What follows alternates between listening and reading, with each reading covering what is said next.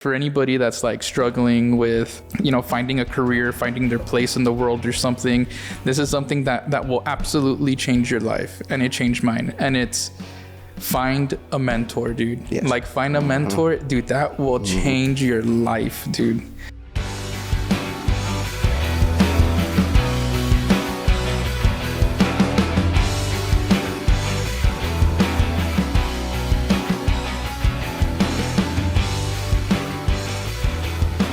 So we're out here with Benito Garza, correct? Benito Garza. Yeah.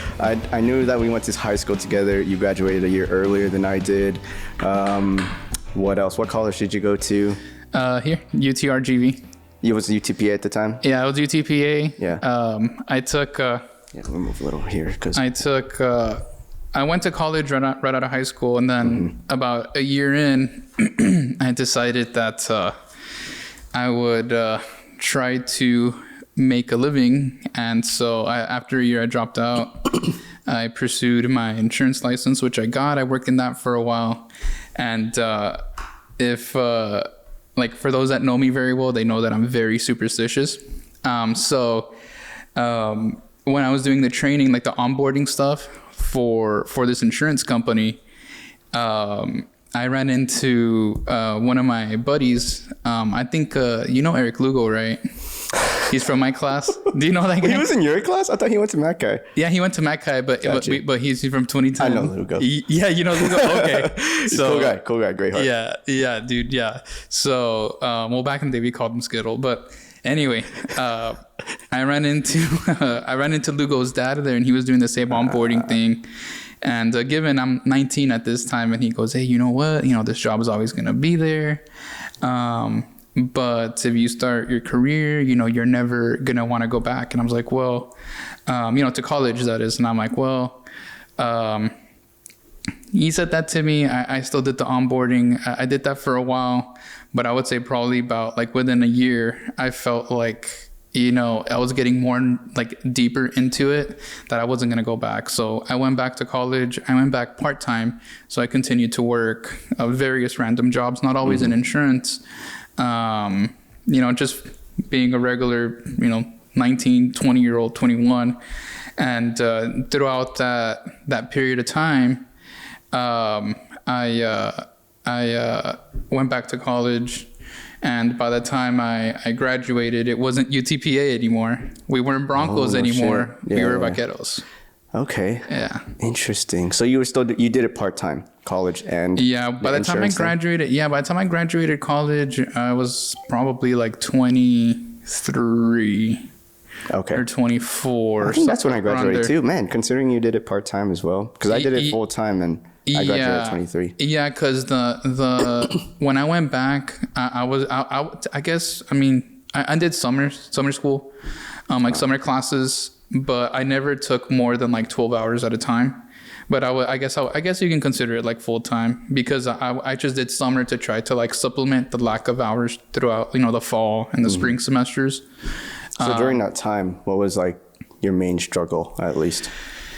Man, I think it's the same trials and tribulations that has gone on for many years. It's just finding your place, right? Finding your place in the world.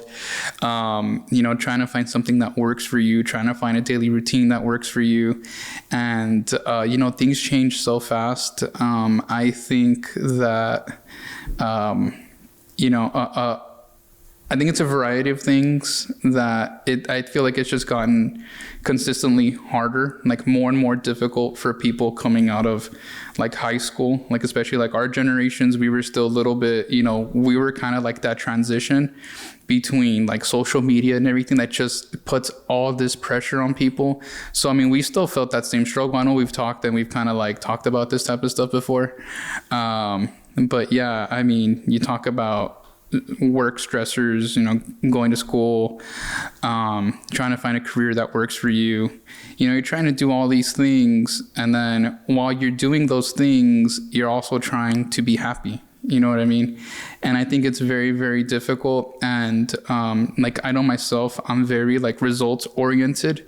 So if the results aren't there, it's very hard for me to find, happiness out of it or satisfaction out of it. And, and I don't want to like jump topic to topic, but this is kind of like one of my favorite hobbies is to play golf. And the same thing, golf, when you play golf, it's fun. Like hitting a good shot is fun. And over time, because I've been playing golf for many years, well, a couple years now, and I've learned to just get satisfaction from hitting a good shot than only getting satisfaction from the score at the end. Sometimes I'll look at the score and I'll be like, man, I felt like I was hitting better shots than what my score reflects, and I still enjoyed it. And then sometimes it's the other way around. Man, I was spraying the ball all over the place. I don't even know how. I was like, I don't know how I shot so well, right? Yeah, and I forget what golfer said this. I think it was Sam Snead. I forget which golfer said this, but he says, golf is like the ultimate game, like life, because sometimes you hit good shots and you get bad bounces, and sometimes you hit bad shots and you get good bounces, right? So anyway, to tie this into your question, like, throughout that time when I was going back to school, that's really what I was doing, man, just trying to find my way throughout. There was a lot of other like things going on. I had some like mental health stuff with panic. Well, technically till this day I still have panic disorder. So every now and then I do get certain periods where I notice like panic attacks coming on.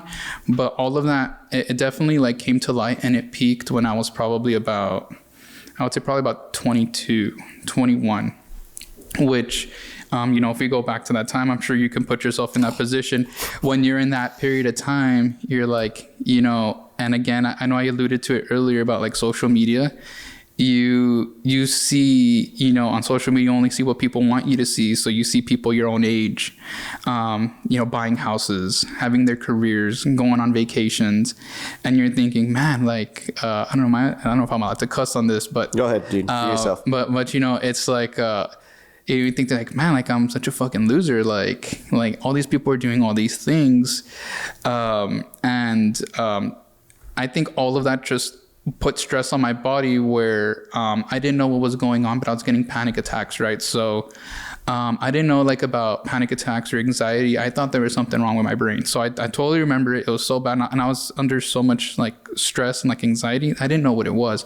Went to the doctor and I told him, hey, this is happening. I'm feeling like the room's spinning on me and stuff.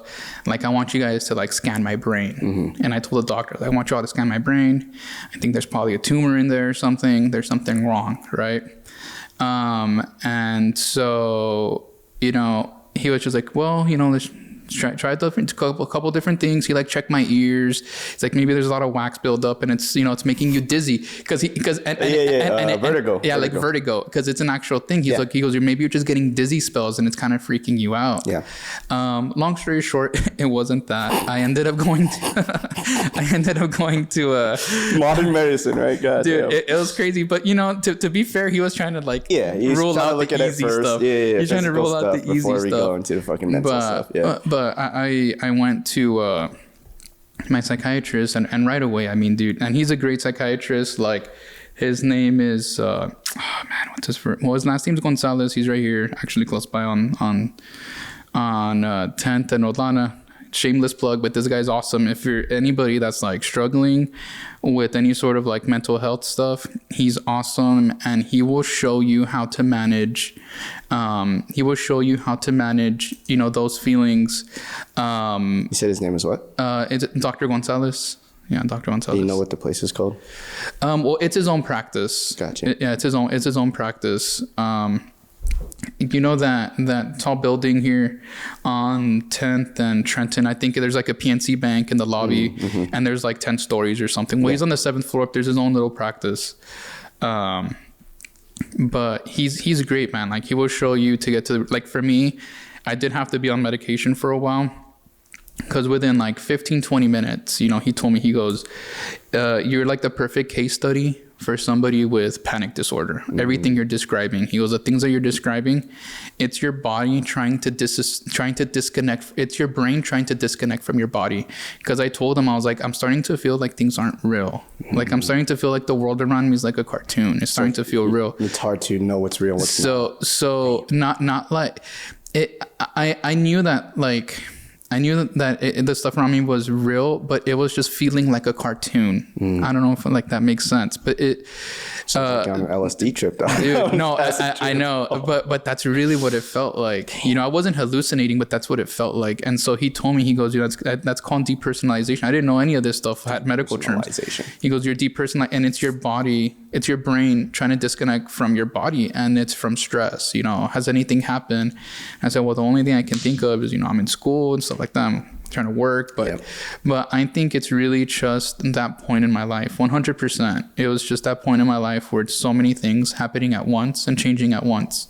Kind of like what I was alluding to earlier, you know, I have like younger siblings and stuff like that. And so I see it like harder on them, right? And so like that worries me.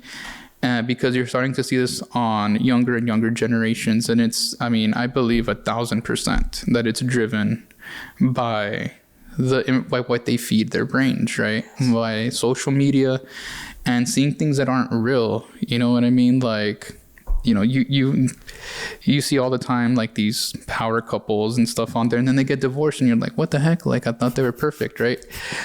So because you only see what they want you to see, right? So okay, before we go a little deeper into social media, I do want to tap in on that for sure.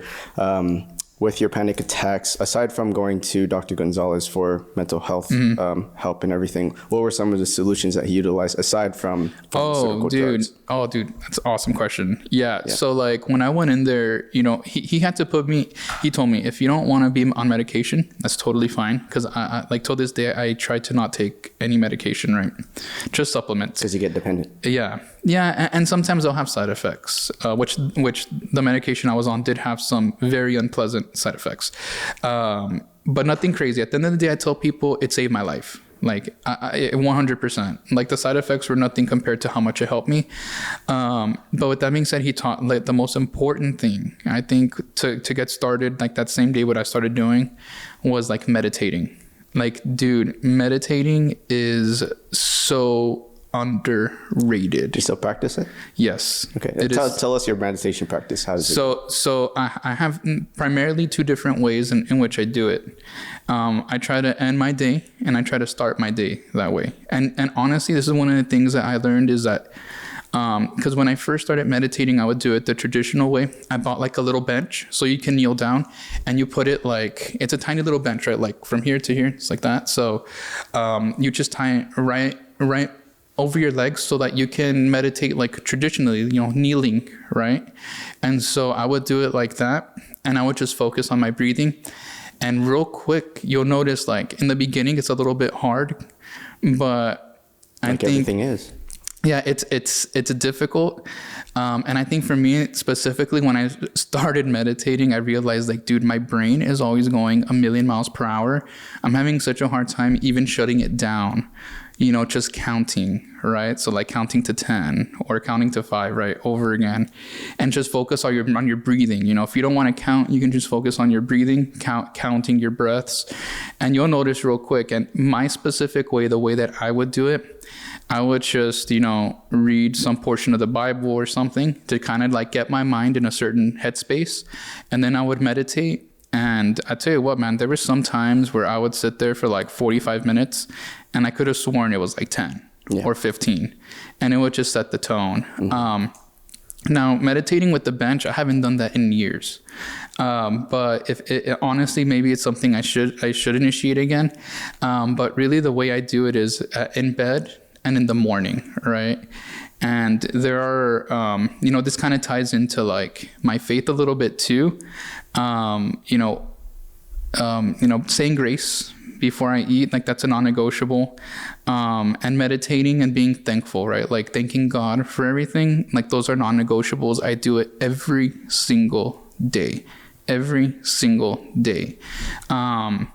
every day I'll intake, you know, I'll consume some sort of material that's related to my faith, primarily through a podcast, which the Palm Valley Church, they have a podcast. I mean, and actually, if Pastor Rick is listening, why have they not uploaded anything for like 4 to 6 weeks? They upload they haven't uploaded anything in a couple of weeks. Wow. So I've been going back and like listening to all the old ones for the past couple of years. Yeah, which is cool though. You can still relate back to it. Oh, absolutely. Because I mean, we're going back years, so you're listening to these messages. It's like the first time again.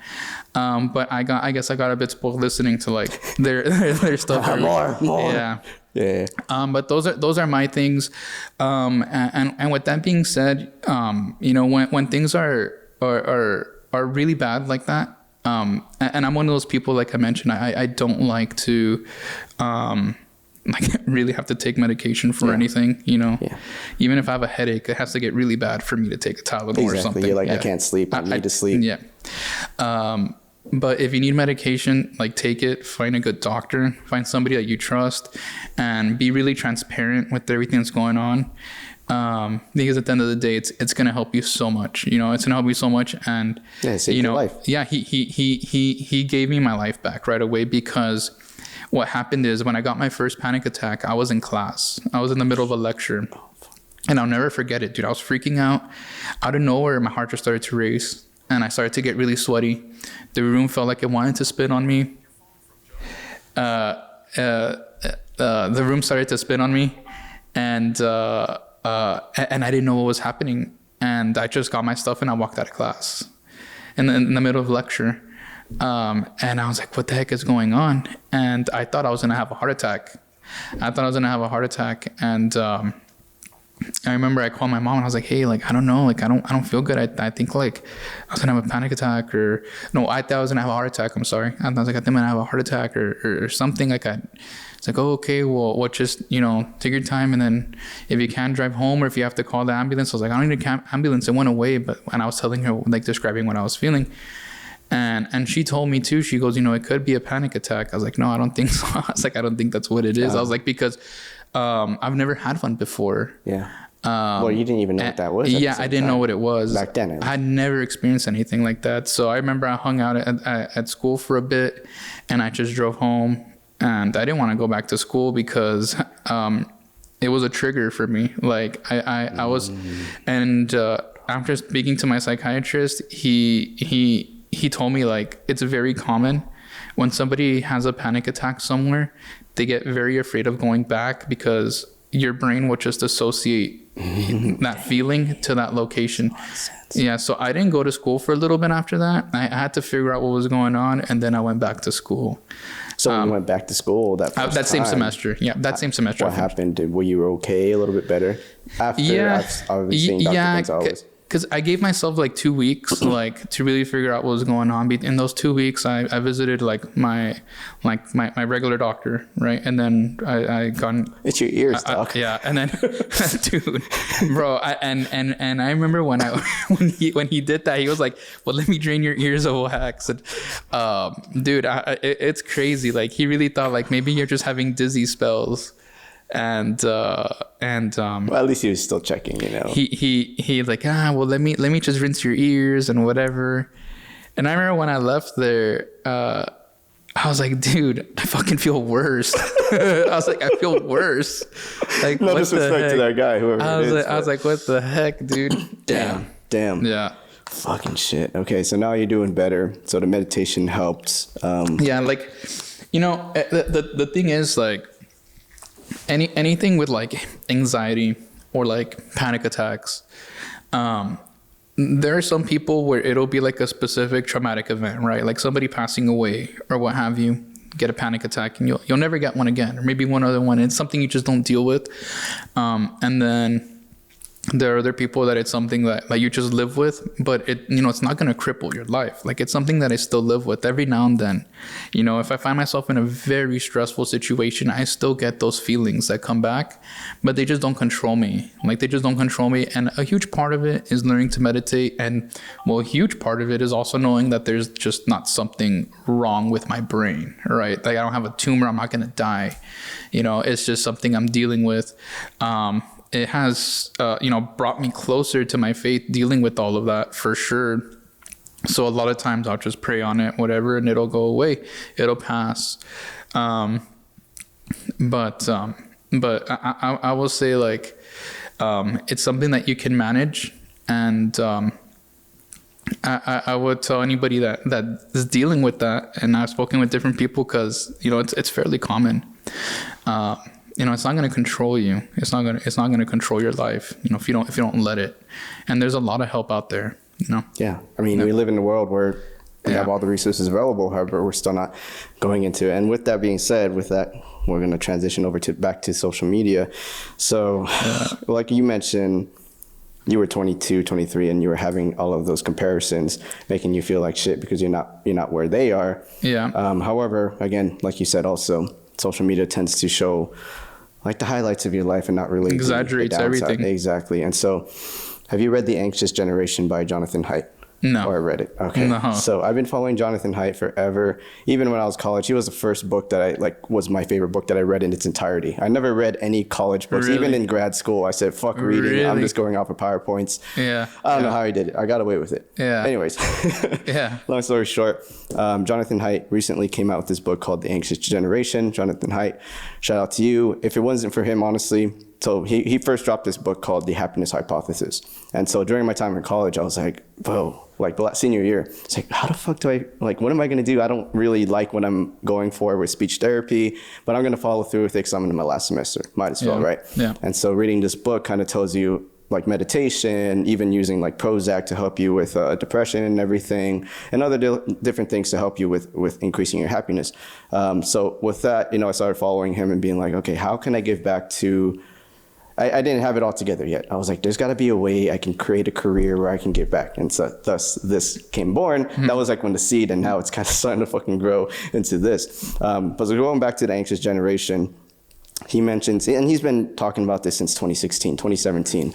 The reason why, and what you see is 2011 was when social media dropped. That's when we started like college, you know? So we didn't really grow up in middle school during our adolescent times, whether being 12. Yeah, I think all 13. We had was like Facebook. Yeah, you know but I mean MySpace. Yeah, we had like MySpace. Freshman year, middle school, but it was not the same as it is now. With Facebook, yeah, because MySpace was more like, I'm gonna set up my page, I'm gonna show you my personality, whatever. These are my songs, my top, yeah, sure. Facebook is more. Facebook shares more your personal life for sure than MySpace. Same thing with Instagram. Instagram is all primarily photos and visual stimuli.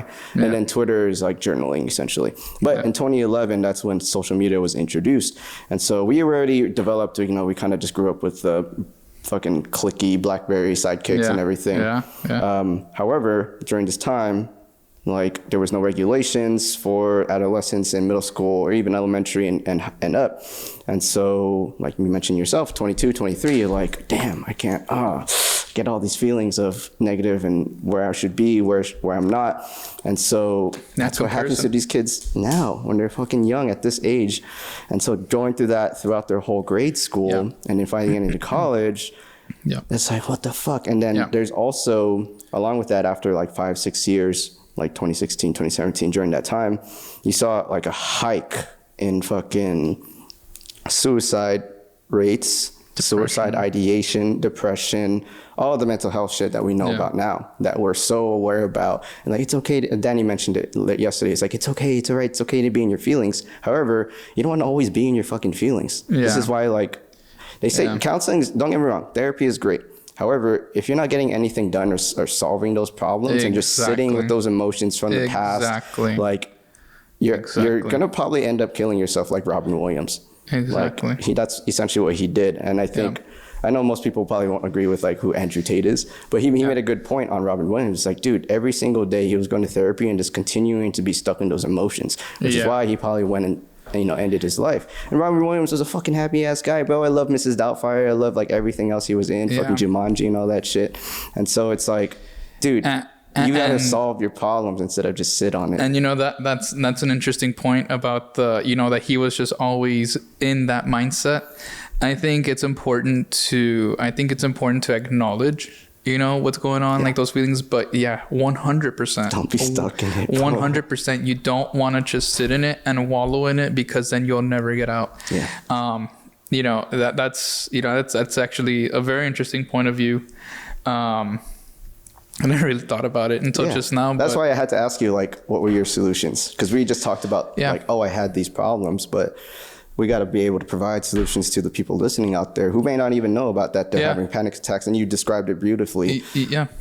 Exactly. Yeah. And the thing is, dude, like, I like, for example, let's just say that I didn't want to get help, or I didn't want to take some steps like on my own, right? And be proactive. I wouldn't have gone back to college because it was a trigger.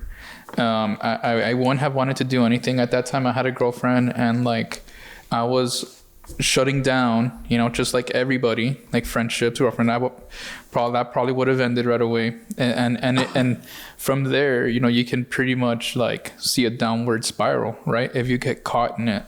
And I've seen it, and I'm kind of in the process of seeing that with some of my own family members. And you try to do something and you try to help them, but at the end of the day, you can, like how they say, you can lead a horse to water, but you can't make it drink. People aren't going to change unless they're willing to change, unless they're trying to. So yeah, I mean I think that's totally valid. I did. Like that first day when I went back to college after that, when I went back and actually it was that exact same lecture, the first class that I went back to. That was God testing me, bro. So yeah, I believe it. Hey. And let's see if we can do it now. And I went back in there and I had a little bit of nerves, but more than anything, at least I knew what it was. And also I had 2 different medication prescribed to me. So one of them was like a daily medicine that you take to kind of, the way I describe this medicine is like, it just takes everything that stimulates you, everything that you feel, like everything that makes you happy, it's less happy, but everything that makes you scared or that makes you anxious, it shuts it down, but it shuts everything down, the good and the bad. So for example, like, I've always played music since I was young. I've always played music. I've always written music. I play guitar. I was in a band. That's always been my outlet more than anything. That and sports, but mainly music. And I noticed for the 10 months that I was on this medication, by total accident, not on purpose, I noticed that I didn't play my guitar. That's crazy. Like, that's pretty crazy. I never picked it up. I just never really felt it until I started weaning myself off that medicine. Like, we started working myself away from it. Like, I was in a place where I could. So we slowly started cutting it off, right? Working with my doctor. And feelings started coming back, dude. Like, I remember I noticed, like, certain things, like whether it was a movie or a message or something, I noticed that I would feel it a lot harder, dude. Like, I would feel it hard. Like, things that would make me happy would make me, like, joy on the verge of tears. Like, it was crazy when it was coming back. But anyway, that medicine I had already taken it by the time I went back to my class. And then I had another that one was called Lexapro. And then I was taking clonazepam, which clonazepam works like instantly. So like, if you're in the middle of a panic attack, you can take it and it'll kind of chill you out. So yeah. That's why people get addicted. Yeah. So I did have a little bit of reassurance that, like, if I was in that class and something was happening, I would just take one. Luckily, I never really had to take it. Once I learned what it was, and I just focused on medication, like, dude, I just focused on meditating. Yeah.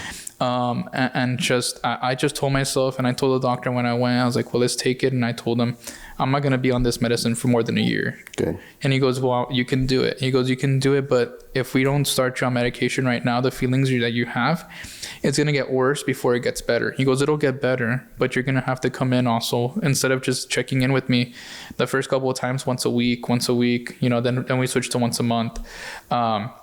He goes, you're going to have to be coming in a couple of times a week so I can help you meditate, so I can teach you some things, because if not, it's going to get a lot worse. And, looking back at it now, I'm pretty sure he was afraid, like, I don't want this guy to, like, go and kill himself or do something crazy, right? Because it was bad. It was bad. Like, he told me when I was already getting off the medication, he goes, when you walked in here, like, you look so scared, and like, you were just like in a hoodie, and the way you look now, it's totally different. And I told him, I feel totally different. I was like, I feel totally different. I feel like myself again. And I was like, the thing is, I didn't even realize that things were happening until they got so bad. And now that I feel like myself again, I see that it was a huge difference. Yeah. But, you know, I can imagine now, like, with social media, and I've seen it with my own family and stuff, like siblings and cousins that are younger. They're just, their entire happiness depends on validation from others. You know what I mean?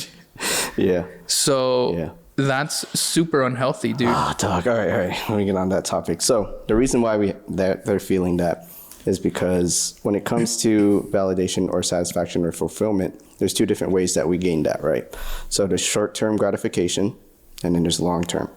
Short-term is essentially getting your fucking likes, getting your comments, getting that quick self-esteem boost. Not even self-esteem, because that's just you saying self-esteem, but other people telling you. And it's just instant, you know? You want something on Amazon, you know, I'm grateful that, because now we wouldn't have all this stuff. You know, we get it right away. Everything's just like, bam, instant. However, we're kind of getting away from working hard and waiting for that reward at the end. Essentially, I like to utilize hikes as a metaphor. When you go on hikes, and you already know how long it's going to take, it's essentially like comparing it to college. Like, college is a 4-year degree. You got to go and do that. You know what you got to do. But you just got to keep going forward, And the same thing with the hike. It's like, all right, it's going to be like a 2.5 hour up and 2.5 hour down. So you know what to expect. Yeah. But it's like, are you prepared for it? Yeah. So when you're going through that fucking hike, you're learning a lot of different things about yourself, especially if you have your phone down. You know, get in your mind, start seeing the beauty of the nature and everything. There was this one time I went out to Washington. My brother, my friend, and my little cousin, Rupert, shout out Rupert. I'm sorry, bro. Like, I'm just going to use your story as an example. Okay. So my brother, my friend Jay, and me, we're kind of fit. We're pretty active, right? Yeah. Rupert, however, on the other end, he's just getting out of college, kind of have bad habits, to be honest. You've matured a lot, Rupert. Don't get me wrong. You've matured a lot. You've been improving on yourself since 2021, bro. I'm proud of you. Super proud of you. However, when you graduated, dog, we were roommates for 3 years. Yeah. And you're a whole different person since then, dog. But, you know, you would be in his room, eating a lot, not really being active and everything. And so we tell him, well, hey, this is going to be a long hike, dog. Are you sure?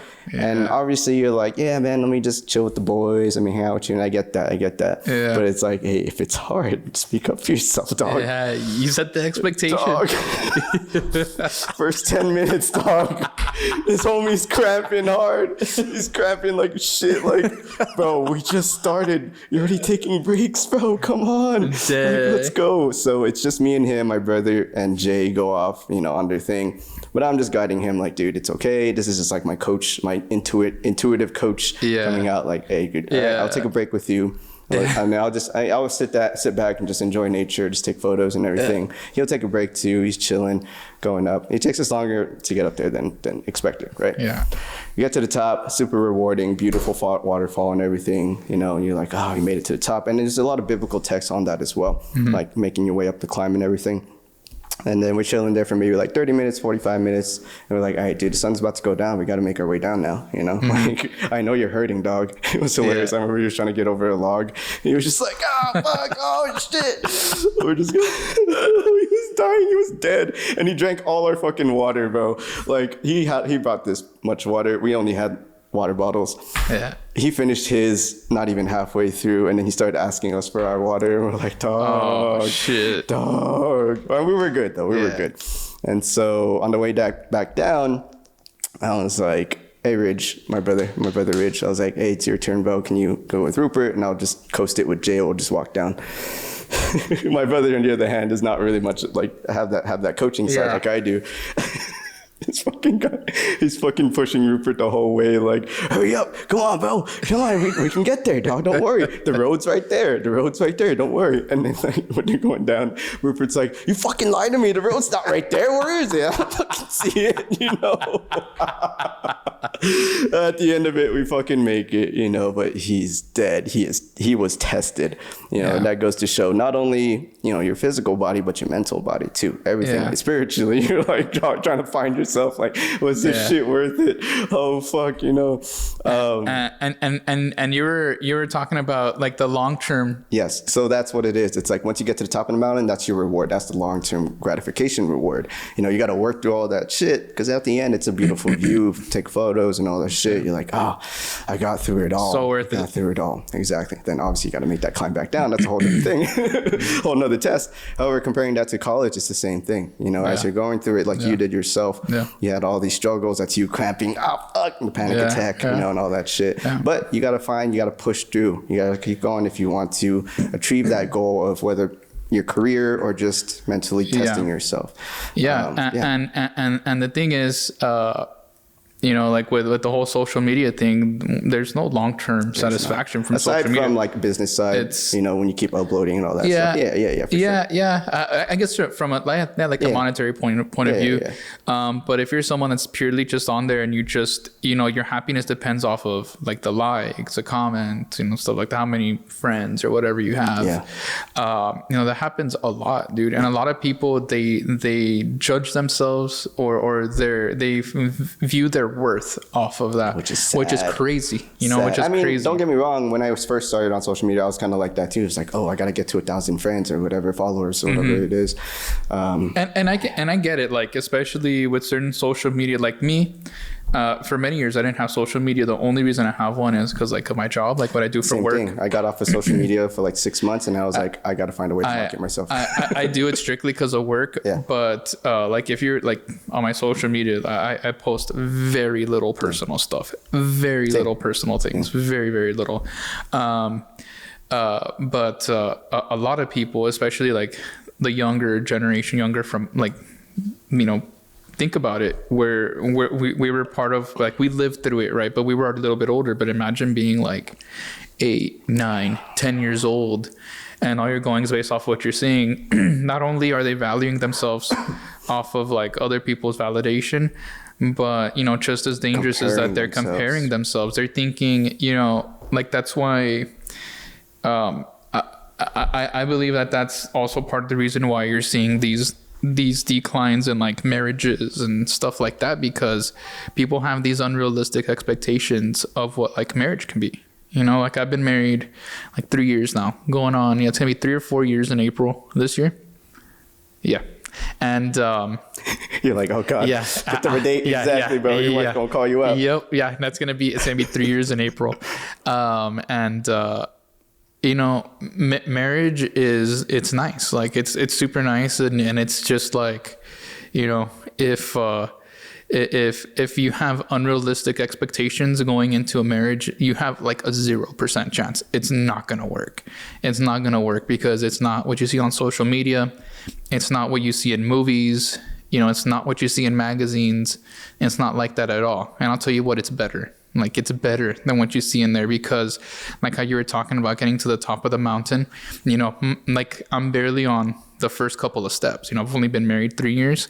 But talk to anybody that's been married 20, 25 years, 30 years, and they'll tell you, I mean, and even like now that I have like a 1-year-old at home, you know, you start seeing, and it's like, man, I can just imagine, like, God willing, when I look back in 5 years, 10 years, 15 years, it's so rewarding, you know. But again, it starts with the expectations, right? And like they say, you know, comparison is the thief of joy. So you don't want to, if you're always comparing yourself to somebody, you're never going to be happy. You are just never. You can be a millionaire, and if you're comparing yourself to billionaires, you're never going to be happy. Or if you have, you know, this car and somebody has the newer one, you're never going to be happy until you're happy with what you have already. Kind of like what I talked about earlier. That's why I start every single day. And when I say grace and everything, I'm always so thankful for what I have, for my health. You know, like, you know, sometimes you see, like people that have like their little son and daughter that's sick or something, like people take that so for granted, like that their family's healthy. You know what I mean? So I think if you just live your life from a position of being thankful for what you have, you will always be happy. Because you know what, like the goal of life, right, is to be happy. Why do you want money? you want money to be happy? Why do you want this car? Why do you want this career? Why do you want to make money? Why do you want to get married? Everything is tied around doing things that make you happy, right? And then feeling secure. So if you just live your life from a position of being thankful for things, you're gonna notice that you're a lot happier. You know what I mean? And that also has helped me a lot, like with my anxiety and stuff like that. You know, knowing this is, you know, life's pretty good, dude. Like there's a lot of good stuff. Like there's like the way that I'm living my life, it's nice, dude. It's nice. It's not perfect, and it'll never be perfect. Perfect does not exist. Get that out of your head. But it's nice, right? Like it's you know, it makes me happy. So for sure. So I'm gonna go back to some of your topic, the points that you were making. So first, we're gonna discuss comparing yourself to others. So do you know who Jordan Peterson is? Yes. So I don't know if you knew this, but I went to meet and greet him in Spokane last week. Dude. Yeah, because he's Canadian. Dude, amazing. That was Spokane, Washington. It was Washington. Oh, he's Spokane, Washington? Yeah. Because I was in Seattle. I was coming down, went to Seattle to visit my family, and I was like, bro, he's there. I might as well go. Dang. So I went, did a meet and greet. Amazing topic. And so I'll talk more about that right now. That'll be the second thing I discuss. But he has a rule in his book, 12 Rules for Life, which is don't compare yourself to others. Compare yourself to who you were yesterday. There we go. And so that's something I live by for sure. Perfect. Yeah. That's perfect. That's wonderful, dude. Because you're your own person, and you're just trying to better yourself. You're just trying to level up. Yeah. You know. Mm-hmm. So everyone is idiosyncratic or has different idiosyncrasies in their life. No one's exactly the same.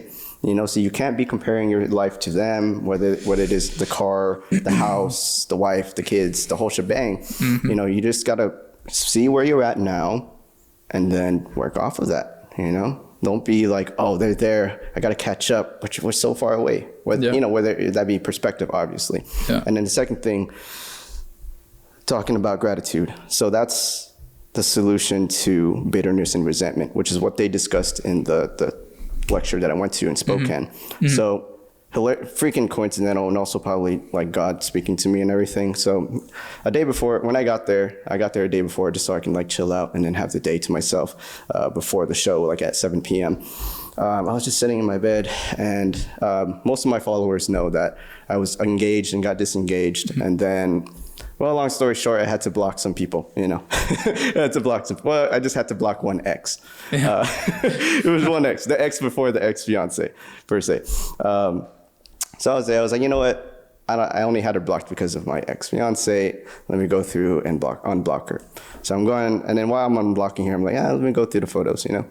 And then looking back on the time that we dated, which was like 2020, 2019, something just triggered me, bro. Like I got angry, I got bitter, I got resentful again. And I told myself like, dude, it's been 4 or 5 years. Like I haven't been in contact with this person forever. Yeah. Why am I still feeling this? And so I had that question to myself. And I was like really battling with myself that night. I was like, I need an answer, bro. I need an answer to this. Next thing you know, go to Jordan Peterson's show. That's the first thing. Is his wife comes up on stage, introduces him, starts talking about like gratitude and forgiveness. Mm-hmm. And that's the answer to bitterness, resentment, which is also one of his rules, like don't be bitter, resentful, or angry with the world. And so the whole time he's just talking about it, like the first thing obviously was gratitude, which is what I also practice as well. It's like, look what you have now in the present, dude, because you're so focused on the goal or, you know, like we're both results oriented. I'm the same way, but relax, be mindful, breathe, meditate, and think about like what you have in life, man. I still have my parents. So glad to have them for the last 32 years of life. Have great family, have a dog, out in Alaska, living my life, you know, like you gotta just get in those feelings of good things, because most of the time we're always stuck in the past, going back to like Robin Williams and depression. And we get stuck in those negative feelings. So you gotta be in the present and remember, even just looking now, like, dude, I got a dope ass coffee that's got me fucking going, having a great conversation with you. We have dope lighting, dope cameras, dope everything, you know, so it's like we live in a country where we have a library that we can come and use a room to do a podcast, you know, straight up. So you got to be grateful for all those things. Absolutely. And then the second thing is forgiveness. And so that's something that I personally always had to work on throughout my entire life. I'm always very grudgeful. Like I hold a grudge if you hurt me, if you do me bad, like I'll cut you off completely. And so that's how it was with my ex. And so after that show, I was like, all right, bro, let me hit her up. Let me hit her up. Dang. This is more for myself than it is for her.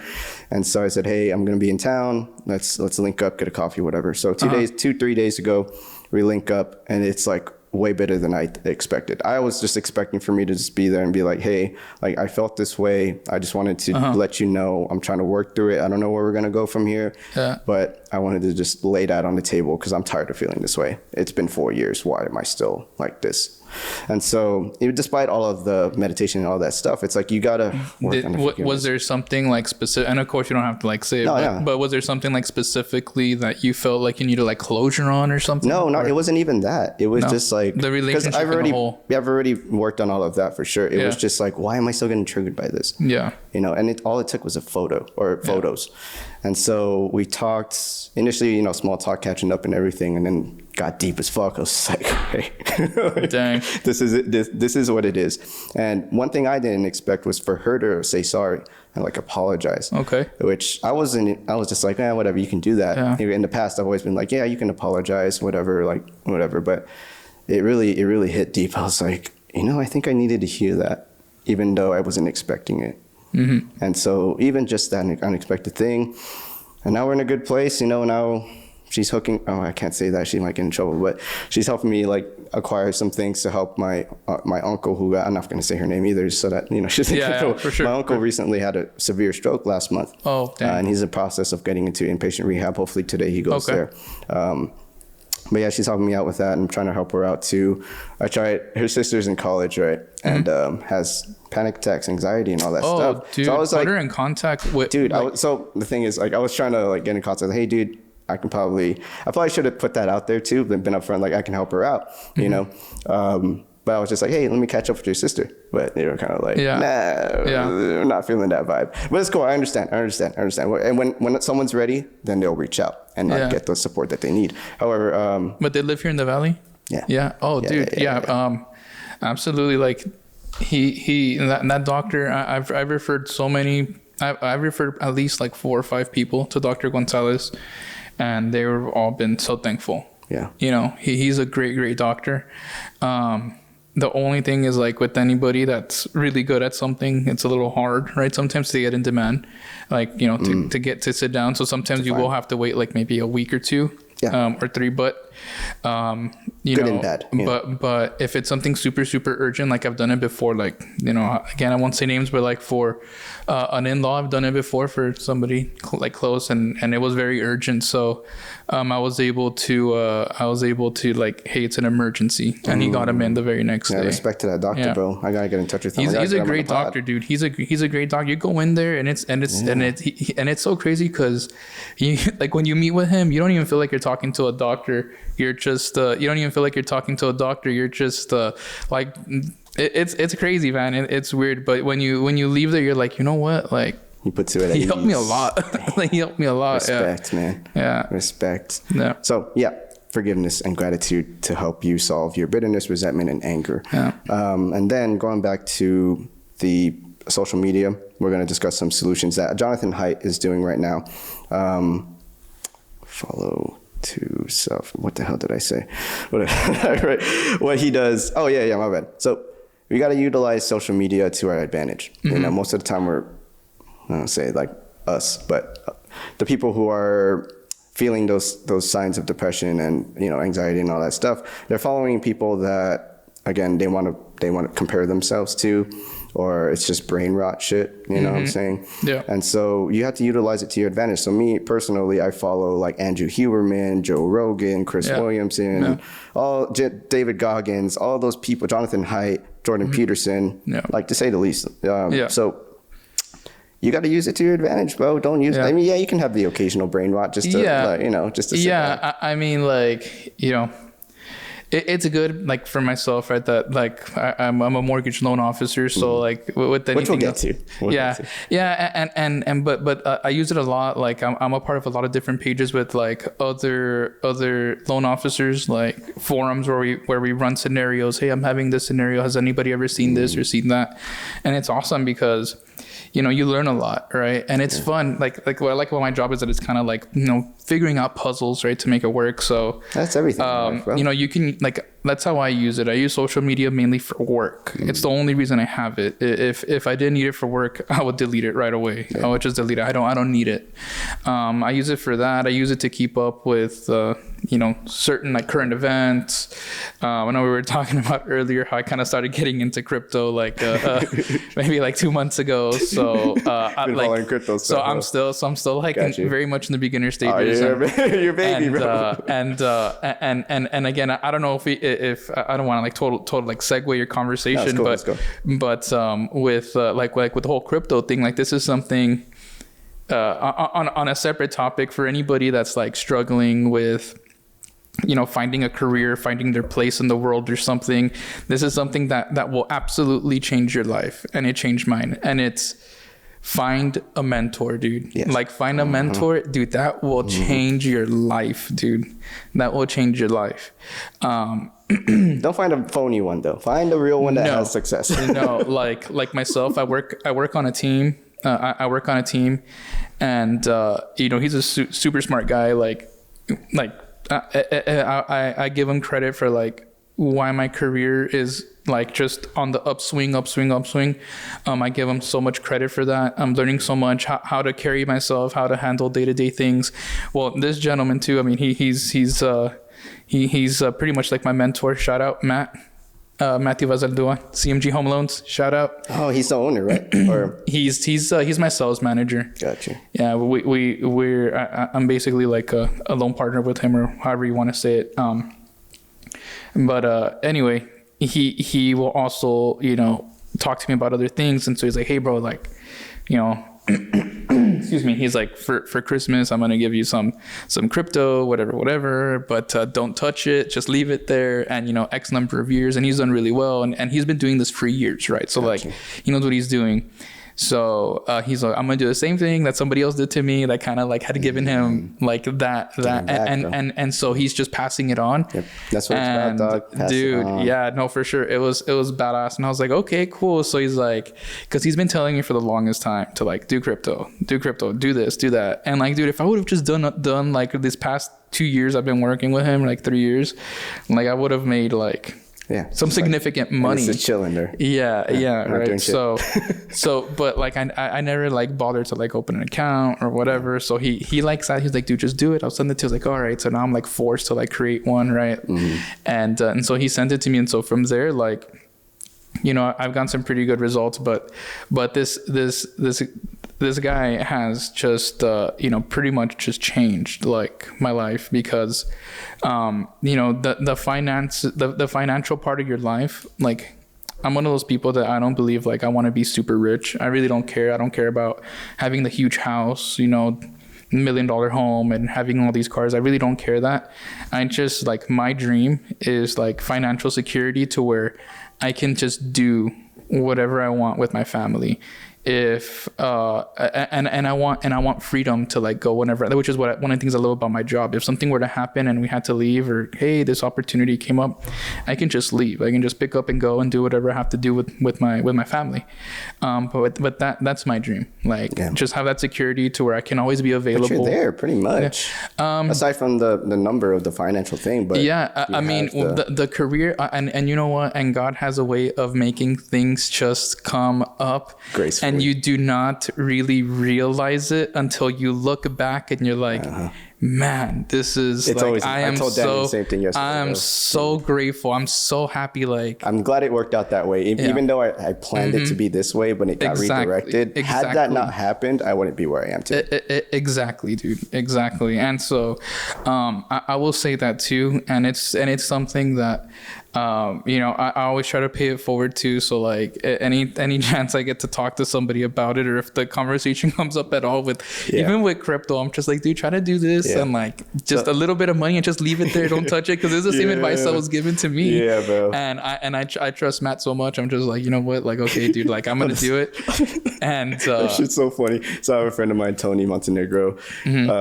I trust him too with anything. And he's just like, hey bro, XRP right now. Immediately I was like, I just said a monthly recurring, like I bet every month, whatever. I did no research. Like, all right, ready to go, bro. I trust you, dog. And he's like, dude, whoa, chill. I'm like, no, I trust you.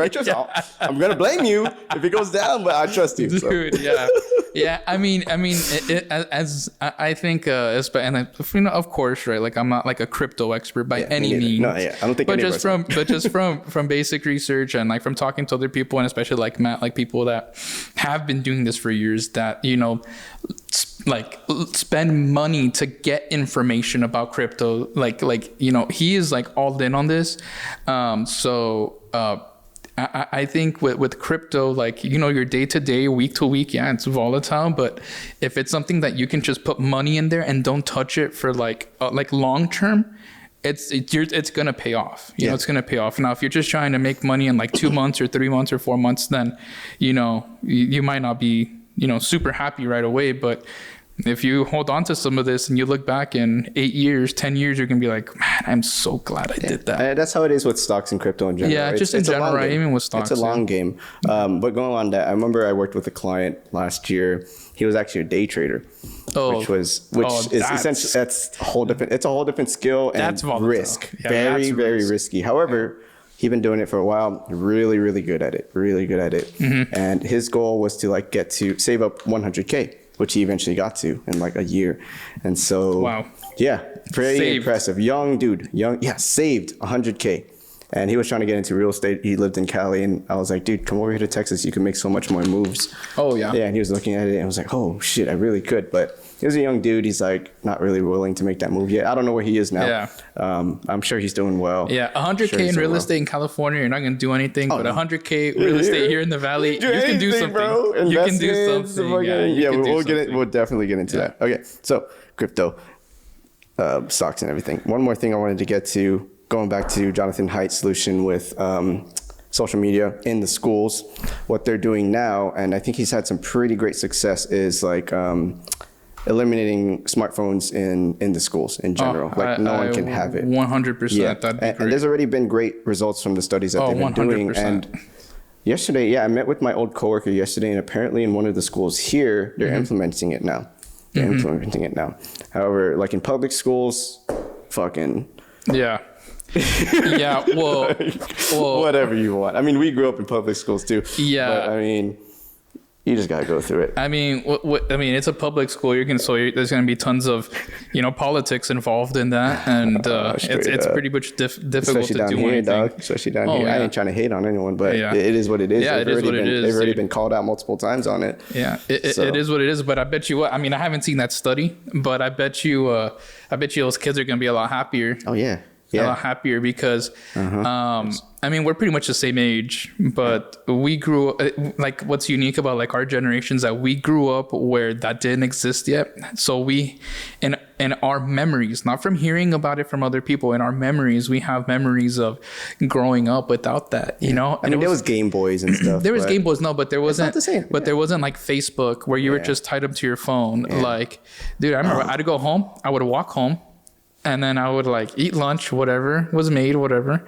And then I would be outside the whole day. I'd be riding my bike, my scooter, riding the bike, or playing football, or playing basketball. Like, dude, like all the time, like we were doing stuff outdoors, and we were learning things, like organically, like how it was meant to happen, you know, from friends and from experiences, and that's what made our day-to-day life. You know, now even kids, like there's more video games and there's more connections through online, you know, through tablets or you know, PlayStations or Xboxes or whatever, and that came out when we were kids. Like we had middle school. Like we were in middle school. Like I remember we had an Xbox. We played Halo and stuff. Oh yeah, I played that all the time, bro. Gears of War. But that was my jam. But I specifically remember like my neighbor, and actually what reminded me of the memory was when you said Gears of War.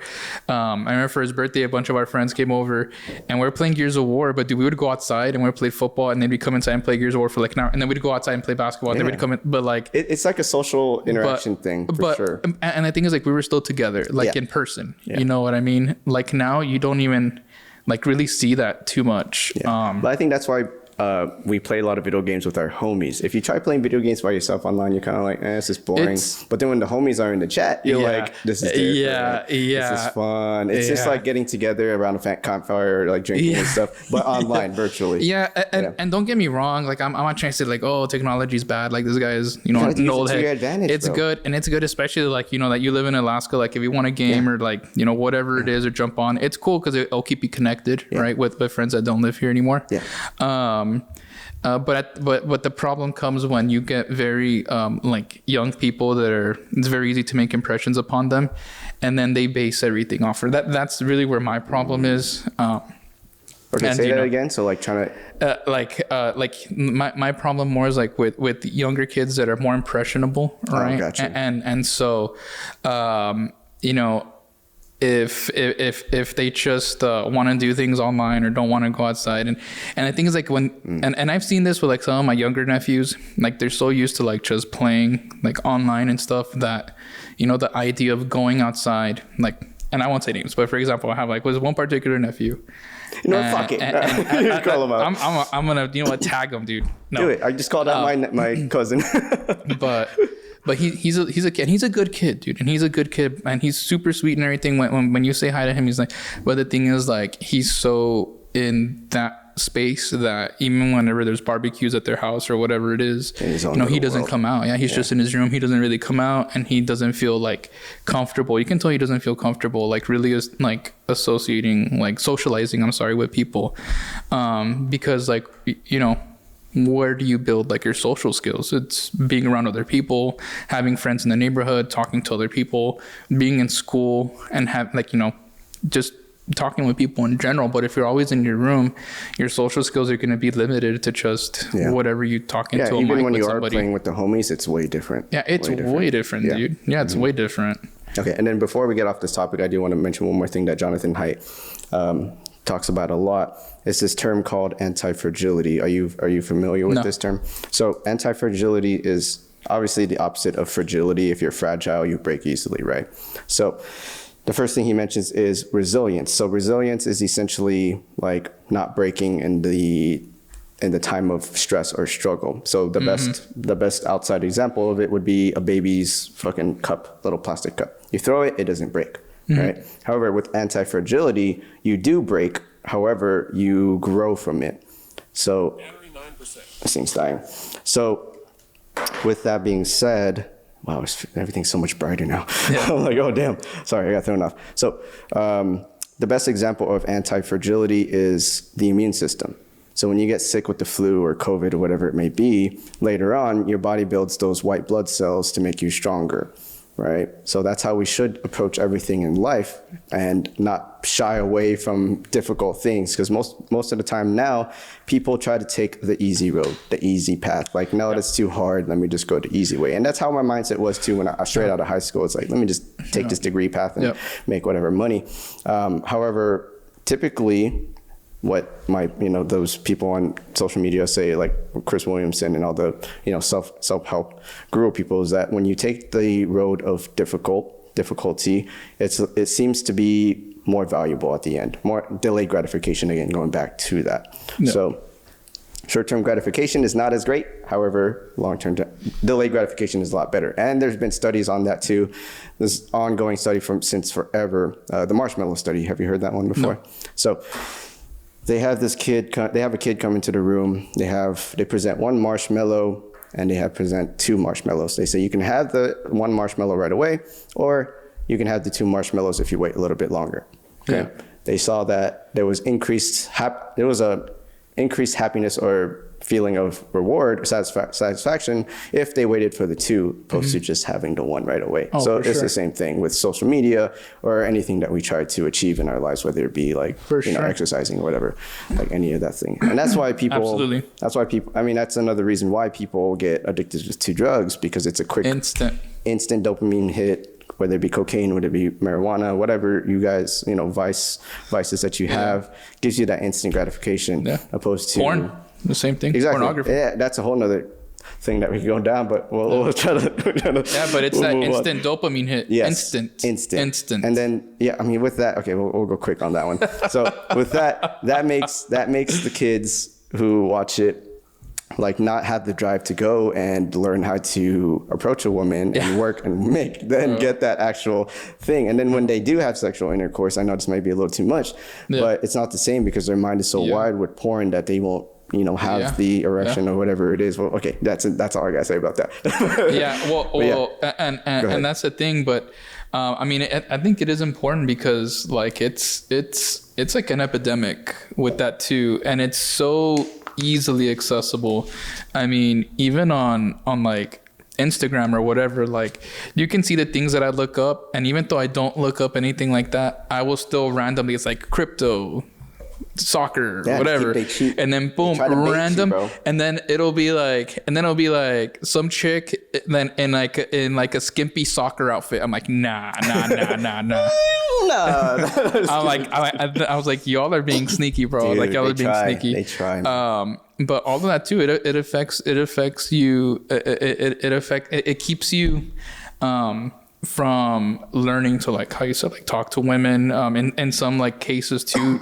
In some cases, I mean, they can't even get aroused because their ideas of like what sex should be like. The expectations are not going to be met. It's so unrealistic. Exactly, yeah, it's so unrealistic. And Jonathan Haidt talks about that too, and Jordan Peterson too. Imagine doing that, like being a kid and being exposed to that. Being a kid, by the time you get of that age, where like you actually talk to women, dude, your brain's already. Exactly. Like your dopamine like receptors or what have you. Yeah, you're like, it's already fried. Worth it. You're like, this is way not as good as I thought it would. Yeah, it's pretty much like fried, right? Like you have like unrealistic expectation. You're like, you know what? Like this isn't even worth it, and then you just stuck in your room jerking off all day. Like exactly. You're just like fuck it, whatever. And then that's when you become fucking antisocial, and then you don't fucking work hard. It's a downward spiral, dude, it is, for sure. Really I mean, for sure. Yeah. So again, you just gotta use it to your advantage. Internet, social media, all of that good stuff.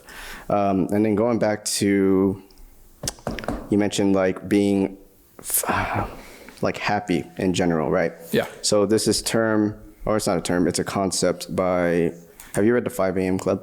Mm-mm. Okay, so this book, The 5 a.m. Club, changed my life. Dude, you're gonna have to send me like a list after this. I do. I already have it all. Like, so I actually made a whole course on it too to help you like start getting in the groove of waking up at 5 a.m. You're gonna have to like send me the list, but anyway, I'll get you. So what I have is a free online community for like-minded people like ourselves, whether you be a college student, young professional, or just someone who wants to do self-improvement stuff. It's a free online community where we're all there. You can discuss stuff. I have like free raffles. I'm gonna start implementing that soon. Cool. We'll discuss more later. Awesome. But there's a course in there that focuses completely on that 7-day course.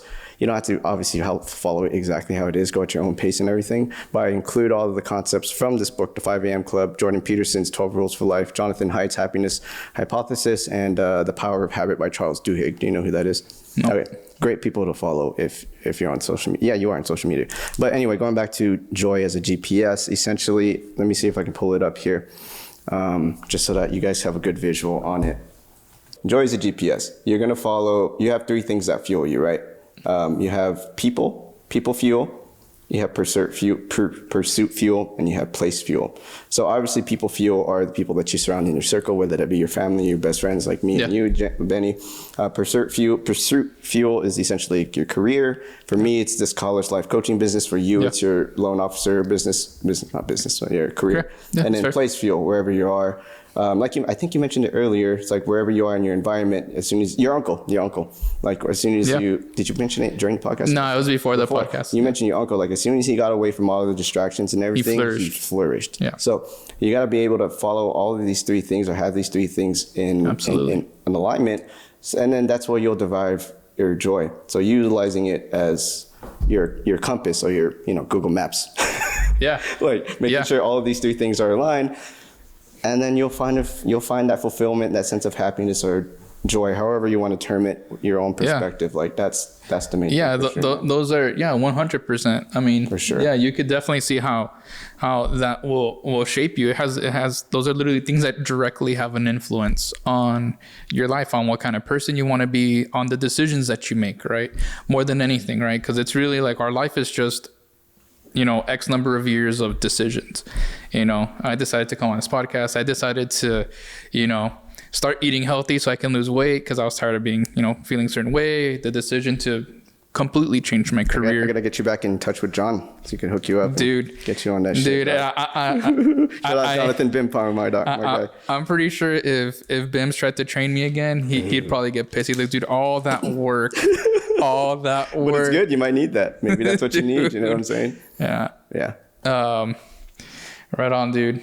Okay, so hella good content so far. Yeah. All right, so what we'll do now, let's talk about what are you good on time? You okay? I'm good, bro. Okay, let's see. We're good. I'm good. I don't have anything. I just have a closing at 4:00, but it's close by, dude. It's like right now it's 12, we're good. Yeah, dude. No, we have plenty of time, dude. Okay, so let's discuss your transition from being a college student to a young professional. How was that like? Sure. So it wasn't smooth, like most, like most things in life. It takes of course, like how you mentioned, you surround yourself with certain people, but you know, at some point you kind of have to just fall into it. For me at the time, I was jumping around a bit. After I graduated from college, I went back. I had mentioned earlier how I started with I got my insurance license since I've been 19.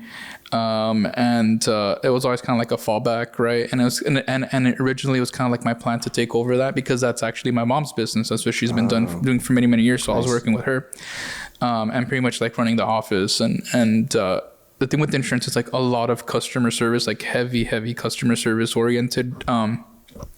But after college, I went back to that and I noticed I started getting burned out pretty quick. Because you have to like what you're doing. And my current career, I kind of just backpedaled into it because after the insurance, I had a cousin of mine who was working and he was working pretty much like restoring, mainly in hospitals. Like if there was like a fire or something in there, like, you know, like if there was a kitchen fire, we would go in there. And since it's a hospital, it's a very sensitive job. So they would give them these types of jobs to where we would have to go set up containments and then basically just reconstruct the kitchen or whatever it was. So I was doing that for a while. I paid well, but the thing is like they would send us all over the country and I would be gone for like weeks at a time.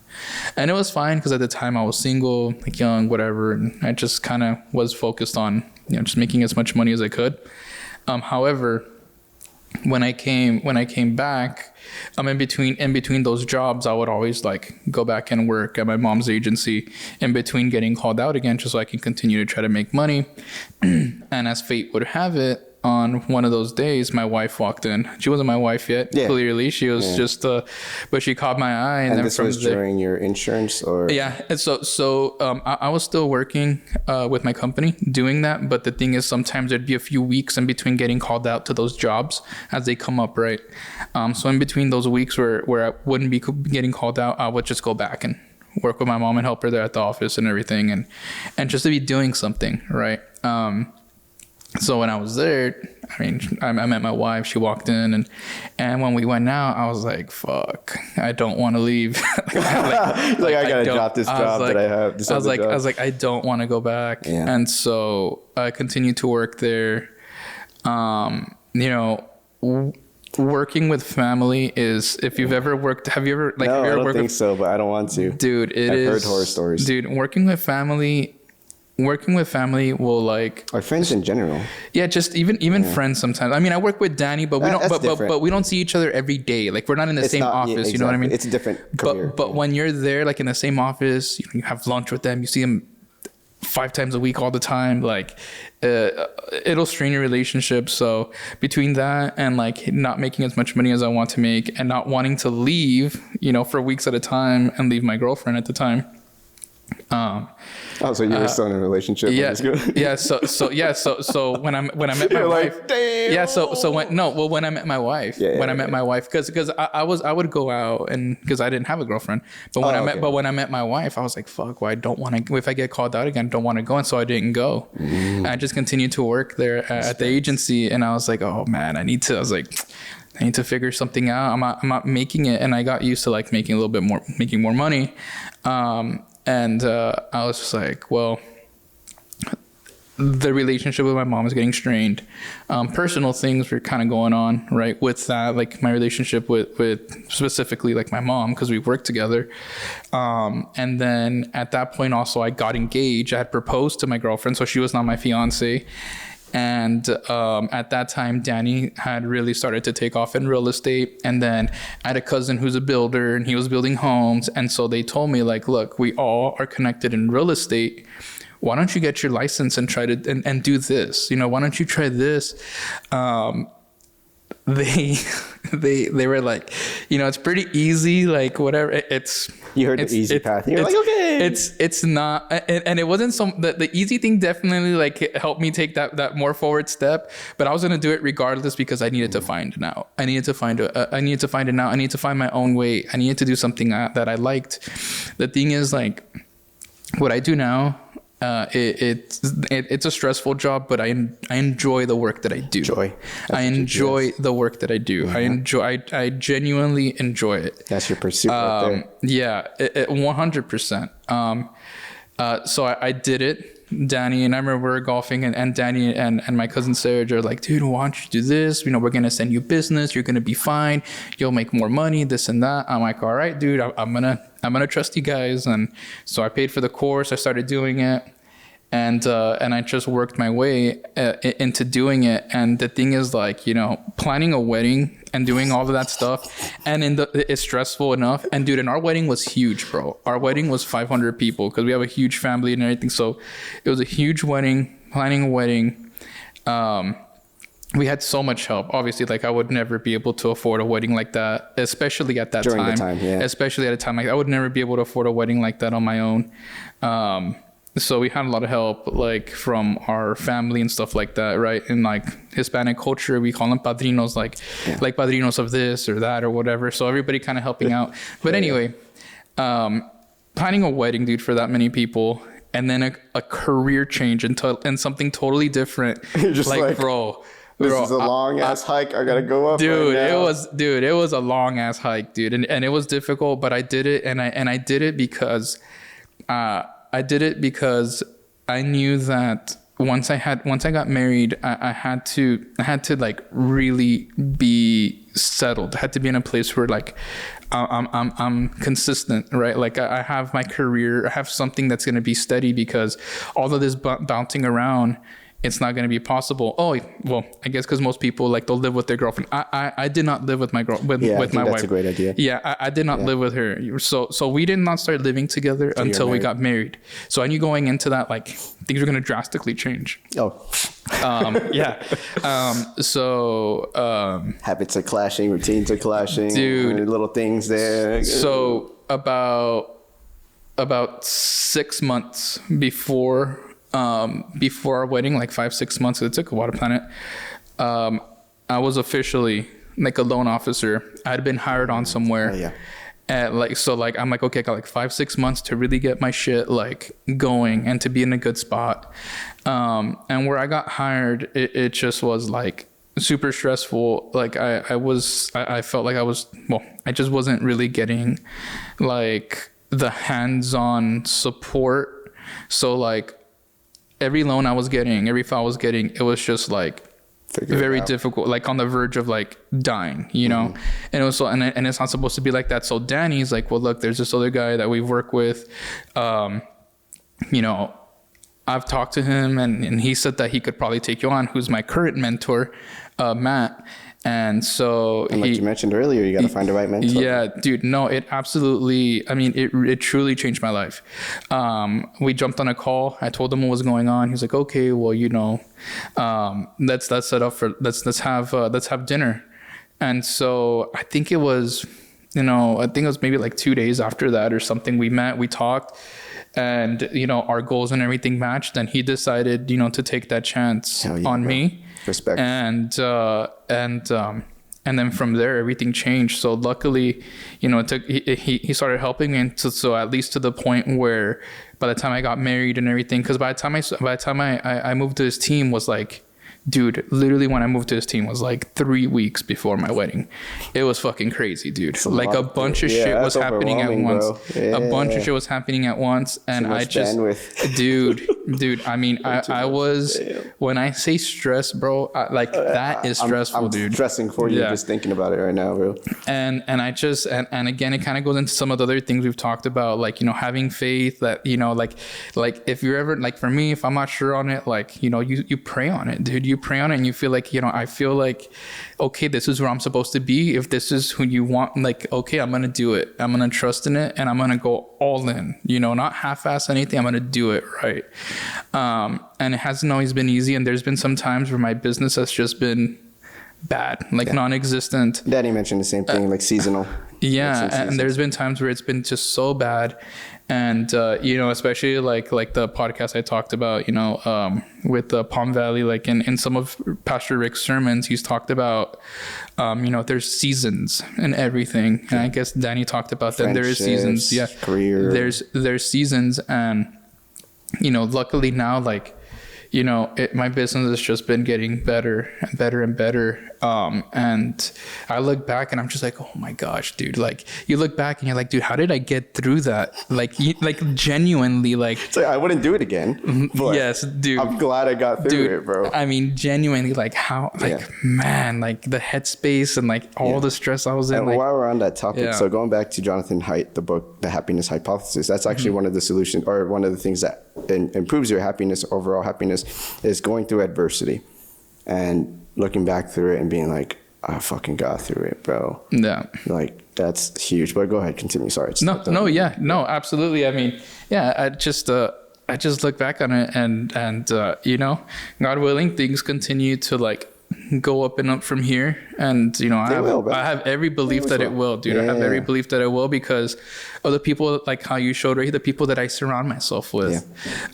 You know, I choose to think a certain way. I choose to believe certain things and I choose to surround myself with certain people. And I mean, dude, I'm not like where I want to be yet by no means, dude, by no means.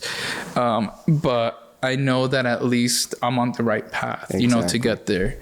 And you know, and I'm very thankful. I'm very grateful. I'm very thankful for, you know, where things are at, even though I'm not there yet.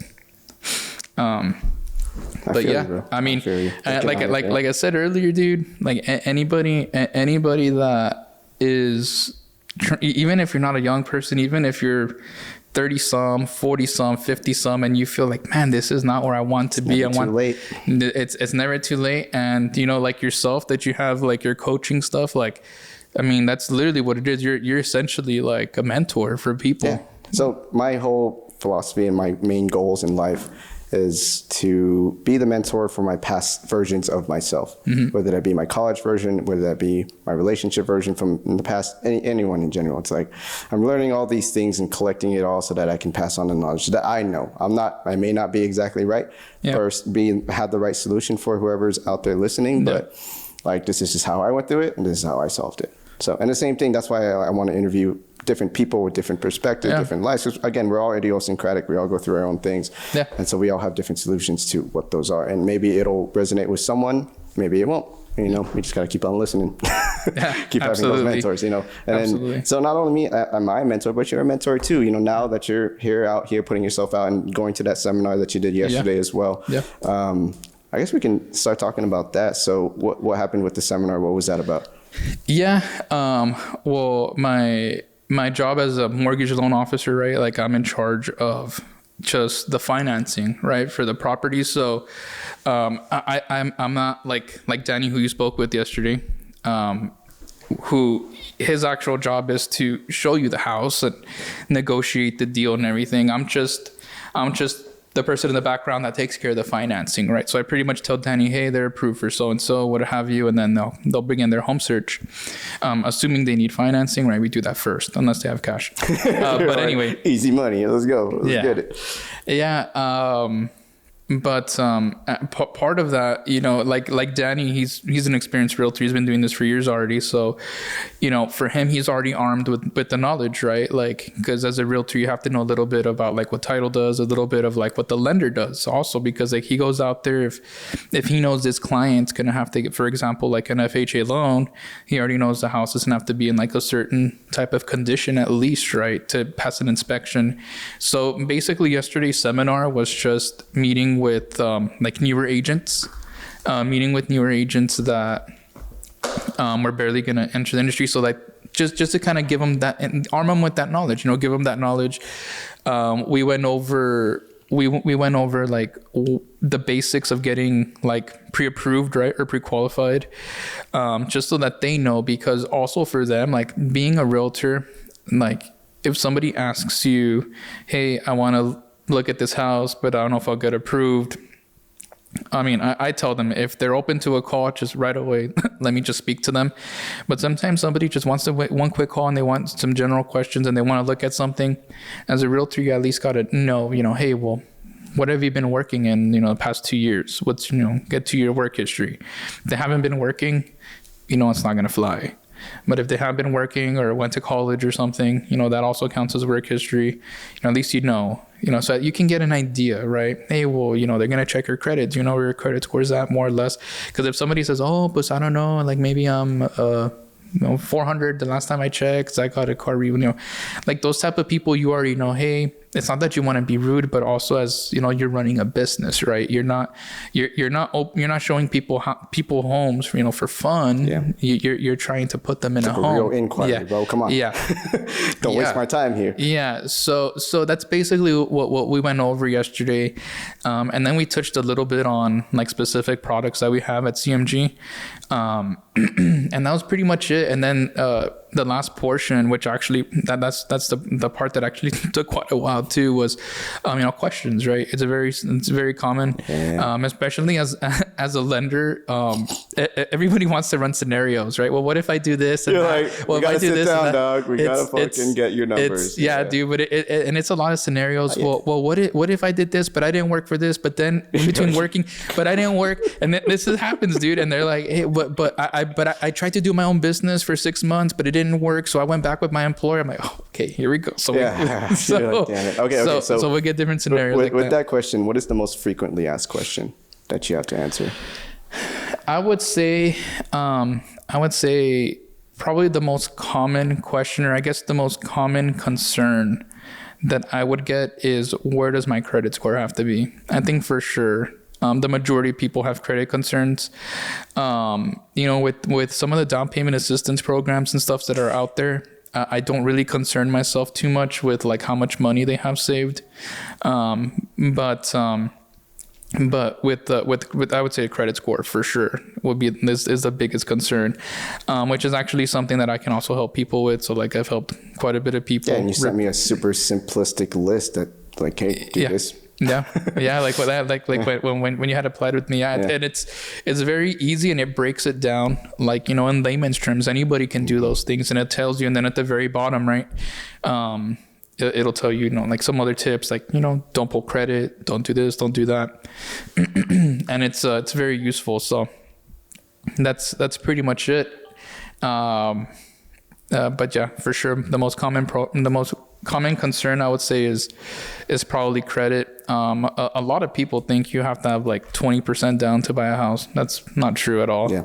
I mean, yeah, Danny was telling me. Yeah, we ran through a whole thing. Yeah, it's not true at all. And especially like I mentioned with down payment assistance programs, we can get pretty much like your whole down payment. First home owners and couples and everything. Yeah, dude, there's awesome programs like state funded programs and stuff. We have an in-house one as well, with like no income limits, because like the state funded ones, like like T-Shack, they have like income limits and stuff. Okay. But you know, with down payment, you can mostly get that covered, and then, you know, if you can get some seller concessions, right, basically like seller paying for your closing costs. Like, I mean, I have had borrowers that get money at closing. Yeah, that's what Danny was telling me. Yeah, I have a gentleman today. He's gonna get like $1,000 at closing. that always trips me out. It's like, bro, you're getting paid to buy a house. Yeah, I have a closing. I have a closing today. Yeah. I have closing at 4, and the borrower's going to get money back at closing. That is fucking amazing. Okay, so let's run a scenario. Let's say that I'm a new grad college student. And let's use my brother as an example. Actually. Okay. Let's do it. So my brother just graduated back in fall, in August maybe. He's got a wife. They have a baby incoming in the next 2 months. And do you want a pen and paper for this as well? No, I got it. Okay. Man, I've been trying to convince him so hard to get a house now before the baby. And then, dude, to make things even worse, his wife quit his job. Not to hate on it, you know. I'm like, that's gonna impact you so bad now. His wife quit her job? She stopped working. Okay, how long ago? About a month, maybe. Oh, she just stopped. She just stopped. Okay. So do you think that would be against her? And then okay, I gave you everything you need to know. Where should we start? Okay, but your brother does work. He works. He's just started working and then, was in college for 3 years. Okay, so what does your brother do for Physical work? therapy. Physical therapy, okay. You see the numbers. Okay. Yeah. Well, it's not travel, but, down here, it's pretty good. Yeah, and the thing is, the college degree that he got, it's tied into what he does for work. So his work history is there, which is like with his college transcript, essentially, it'll cover his work history. Now, what is his pay structure like? Is he salary or is he per hour? He might be salary. Salary? It's even easier because we're just going to go based off of his salary. Exactly. Now, what does his wife do, or what did she do for work? I believe she was a clerk for a clinic, for a therapy clinic or something like that. Would do telephone stuff, scheduling. And how long has she been in that line of work? For quite a while. Way more than 2 years. Oh, way more, probably. In that same line of work. Yeah, I think when Ridge was in school, so about the same amount of time. Okay, perfect. Yeah. So she stopped working a month ago. That's not a big gap in employment. If she decided to go back to work, we could still use income for her. Is she salary too? Do you know if she was salary? It might have been per hour. Per hour? Yeah. So there's a gap, right? So she's considered variable pay. So what we'll do for her, we'll just if she'll go back to work, we'll get some pay stubs for her. And then we'll just average it out, right? So if she didn't work for a month, it's gonna dock her average a little bit, but it's not the end of the world. You know what I mean? It's not going to be like a deal killer by any means. It's not going to be a deal killer by any means, but we'll just average it out. But we will be able to use income for her. So the income situation, if she goes back to work, we can fix that, rather quick. She'll just go back to work. Now, do you know what their credit's like? That's a great question, because not too long ago, they just got a truck. Okay. So that's literally dude, that's the biggest. That's a tough one. That's a tough one, bro. That hurts me, dude. When I'm talking to somebody, I know when I'm talking to a lead or a potential applicant or a borrower, dude, it absolutely makes me cringe. I'm like, no. Especially most car payment, the average car payment right now is $750 nationwide, $800. It's crazy. Especially with the truck. Yeah. So with the truck. I mean, we'll have the credit score will have been lower from the credit pool, but nothing crazy. That'll bounce back right away. Yeah. You see, now my concern is not really credit. I mean, we'll have to see where his credit score is at for him and his wife. Now, if she's not working, and we're not going to use income for her, her credit score doesn't matter. Well, are they legally married, in the courthouse? Yeah, they're married, right? Yeah. Okay. Yeah. So we'll have to pull her credit so we can include her payments, her liabilities, but her credit score will not matter. But essentially, he'll have to qualify for the house, his debt to income ratio, with just his income, but both of their payments, both of their liabilities. But I told him, there are some couples that they have all their finances together, the same credit cards together, so it doesn't make a difference. Or if it's somebody that has no credit, it doesn't make a difference. So that's one obstacle. I mean, we'll have to see where the credit score's at. I mean, we're gonna have to. That new payment's gonna come up, right? And we have to include it for the truck. But what we're gonna do is we're gonna take all of those payments, right? All those liabilities that come up, and we're gonna compare that. We're gonna compare that to his qualifying income, and everything when it comes to mortgages, because this is also a misconception.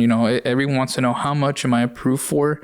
They want a dollar amount, 250 or 300,000, right? And really, when you're approving somebody, you're getting approved for a mortgage payment. You're not getting approved for a loan amount per se, because, you know, somebody's mortgage payment on a $200,000 house can be higher, even with the same rate and everything. Somebody's payment on a $200,000 house can be higher than somebody with a $210,000 house. Same down payment, same credit score, but property taxes, right? Because property taxes and insurance is included in your mortgage payment. So what I tell people is like, hey, you're approved for, you know, a $2,500 mortgage payment. A $2,500 mortgage payment, you're probably going to look at like a, you know, $275,000 house, $300,000 house. It's really going to depend, right? But that's more or less where you're at, because everything's looked at from a monthly standpoint, monthly liabilities to your monthly income, and that's going to tell me how much of a monthly payment you can afford, right? You know, people want, well, what's the maximum for my debt to income ratio? You know, that depends on loan program. It depends if we're going FHA. Depends if we're going conventional, and that's what my job is, right? My job is to educate the borrower, educate the applicant, even if they don't get approved, right? Like I always tell everyone, well, it's like, oh, it's because I won't get approved, this and that, especially if it's just like credit. I'm like, well, just do an application and see where you're at. It might be an easy fix, because just because you're not approved right now doesn't mean that, you know, you can't get approved, you know, in a couple of weeks or a couple of months. Like there are some where their credit goes up like 80 points, dude, in like a month, and then they're approved. That usually when it's just like credit utilization stuff, it's so easy. It's so easy. You just pay stuff down, because sometimes like you'd be surprised, like especially I think it's probably like especially like unique here in the Valley, where like education's not the best, right? I mean, I'm not trying to throw anyone under the bus, but it's true. It's just not the best. Like, I mean, there's even like elementary schools and stuff in La Jolla that are gonna like get closed down because their grades are so bad. But a lot of people here, and I think you can, I remember at Roe, like really taught like teachers teaching us about credit. So like I've had borrowers that are very responsible and they have money saved and everything. But their credit's not good just because they don't know how it works. So I tell them what they have to do, and right away they get on it and they fix their credit so quick and they're approved. But yeah, to go back to your brother's case, we know what we can do with the work history. We know what we can do as far as using income for him. We have that part of the story already. Then we're gonna have to the work history is there. Now the credit, we're gonna see where the credit's at. All of those payments, we're gonna compare it to the income. That's gonna give us our debt to income ratio. All right, that's the second part of this. And then the last part is if he has any money saved, right? We want to know how much money he has for down payment, closing costs, reserves. If the credit score is a little bit lower, one of the things that can help them get approved, even with the lower credit scores, if they have money in the bank, if they have reserves, because they're a lower risk, right? So they have a better chance of getting approved. Gotcha. They don't have to use that money. It just shows that, hey, if something were to happen, they have, 3 months of their mortgage payment at the bank. There you go. That's what they're looking at primarily. Yeah. Okay. I thought the stop working thing would have been a huge detriment to their. No, because she has a work history. Yeah. She has a work history, and she's only not been working for a month. So like if she decided she wanted to go back, to work, it's like, let's say she needed to take like, if she was having medical issues or what have you, whatever it might have been, if she goes back to work, I mean, she has a super good work history. She just has to go back to work. Yeah. For sure, I'd need pay stubs for her. Like she can't just be like, oh, I'm going to go back to work. Can you use my income? I'm be like, no. You need to go back to work, give me some pay stubs, and then I'll tell you like how much. Yeah, a month or two. Yeah, right? Yeah. Make it look like, oh, you're still working, and then once you get the house, all right. Yeah. No, exactly. Yeah, exactly. All right, perfect. Quick and easy, bro. See, it's not that hard, guys. Sometimes you sit on it for too long. I don't have enough money saved. Danny talked about the same thing too. It's a fear. Yeah, and it's not too hard. For whatever reason, like people will talk to like realtors. Oh, I want to see this house or whatever, and like they'll talk to a realtor. But I think a lot of people get like really really nervous whenever they talk to the lender. because it's like their personal finances, right? Like their personal stuff. Colonoscopy, Yeah, bro. You're like, hey, what you got going on in there, dog? Bro,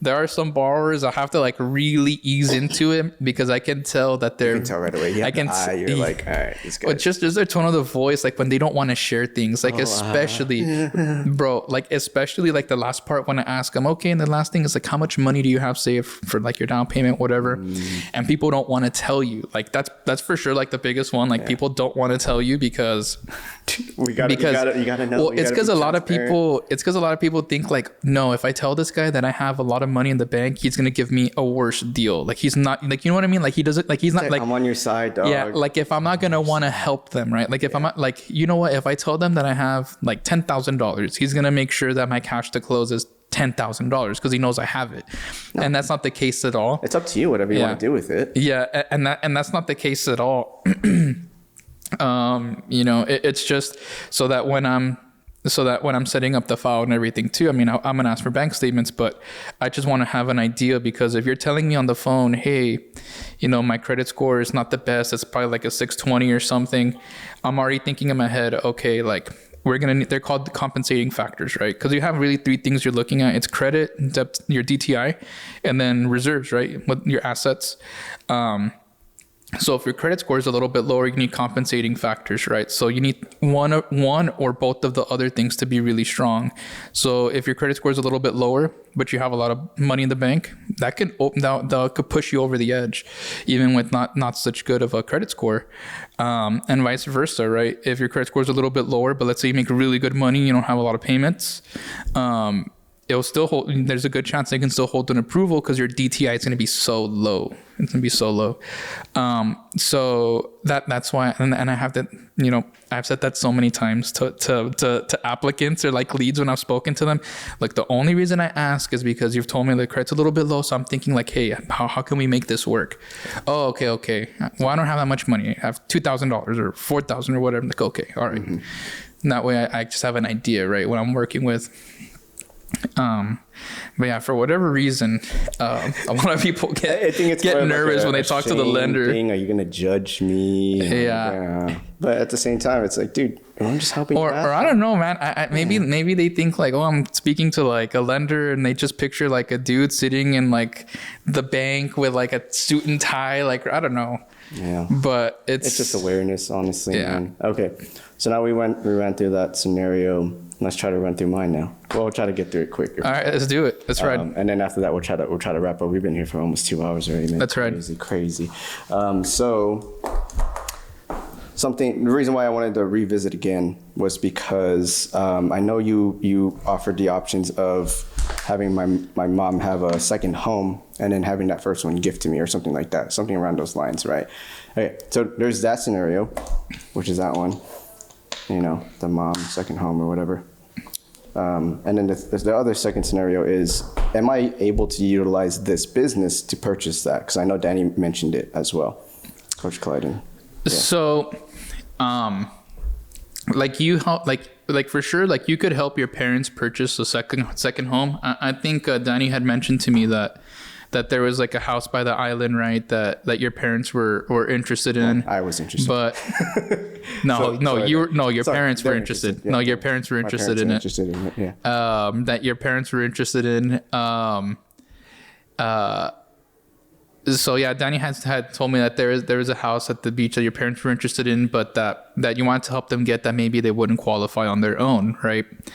Now, if we do it, really the best option here, like your parents, I'm assuming they just get like Social Security, any sort of pension or anything that they get.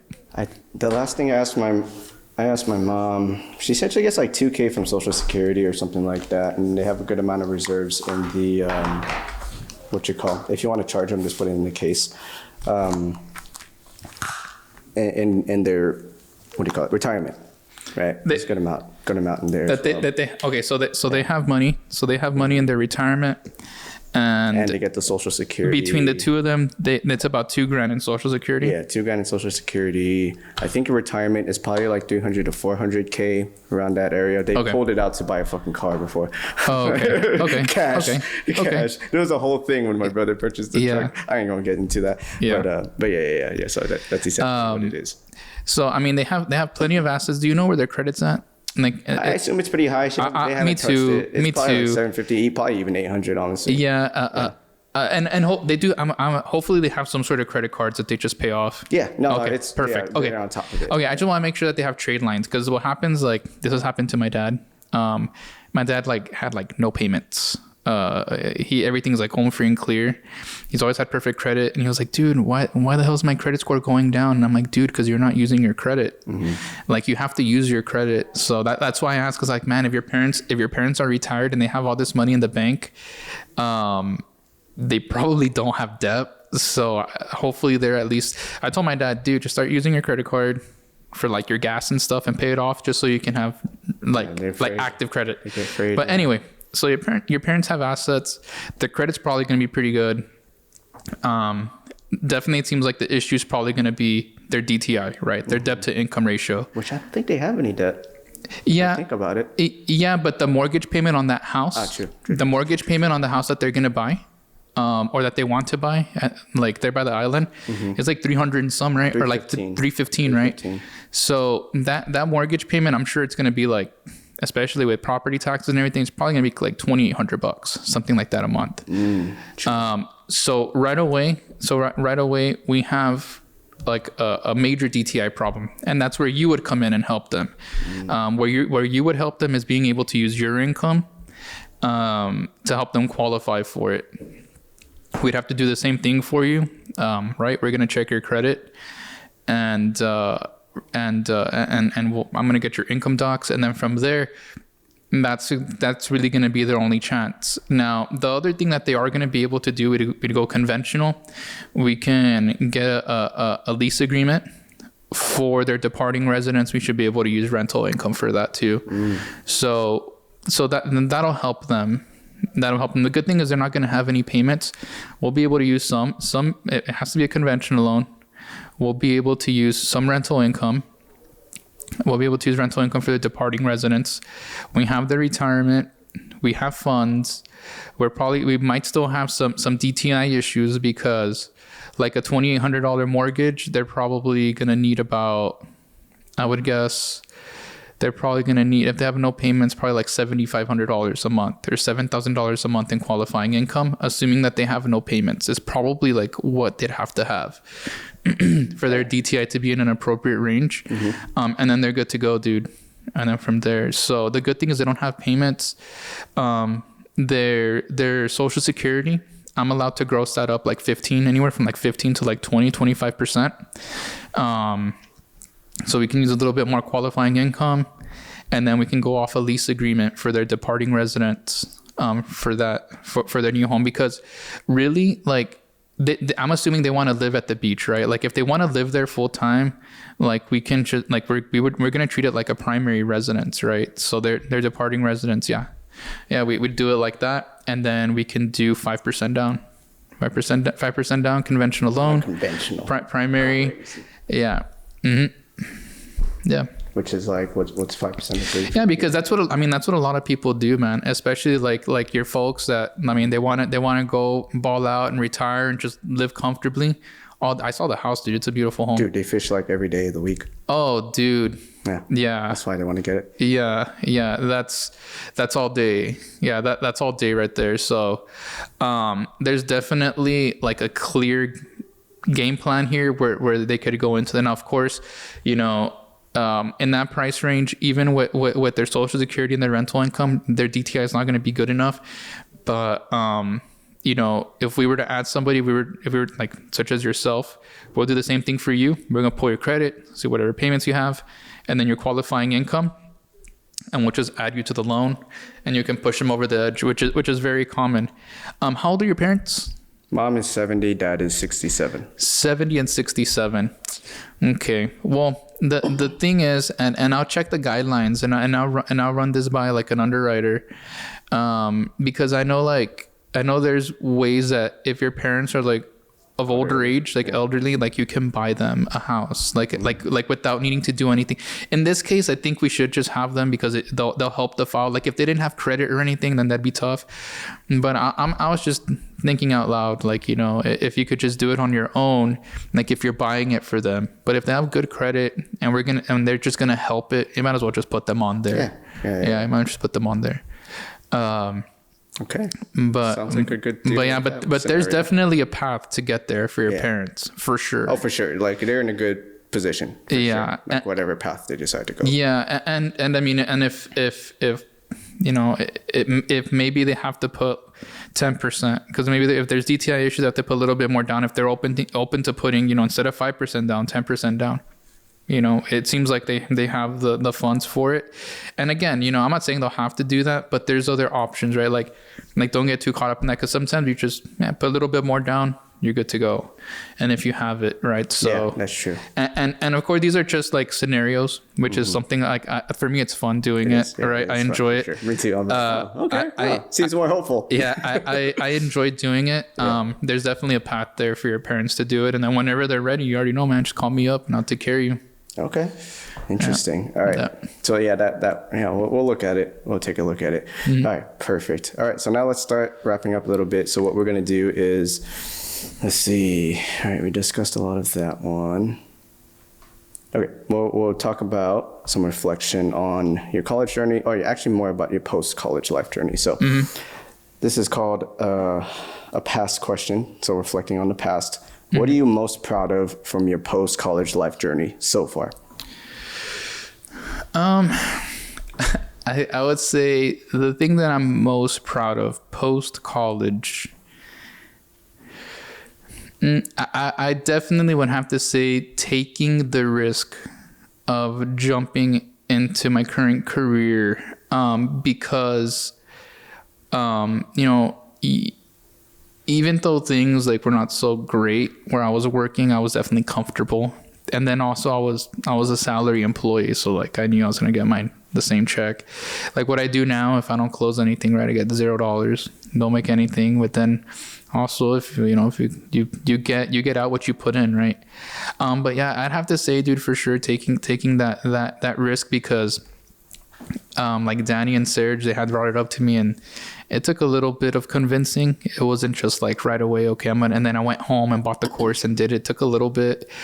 And then as I saw the light at the end of the tunnel, I was like, you know, like my current career, I don't know how I'm going to make it. And, you know, especially, your wife adding. Like having my wife and well, at the time she was working, you know, and that's another thing too. I would say, you know what, I take it back.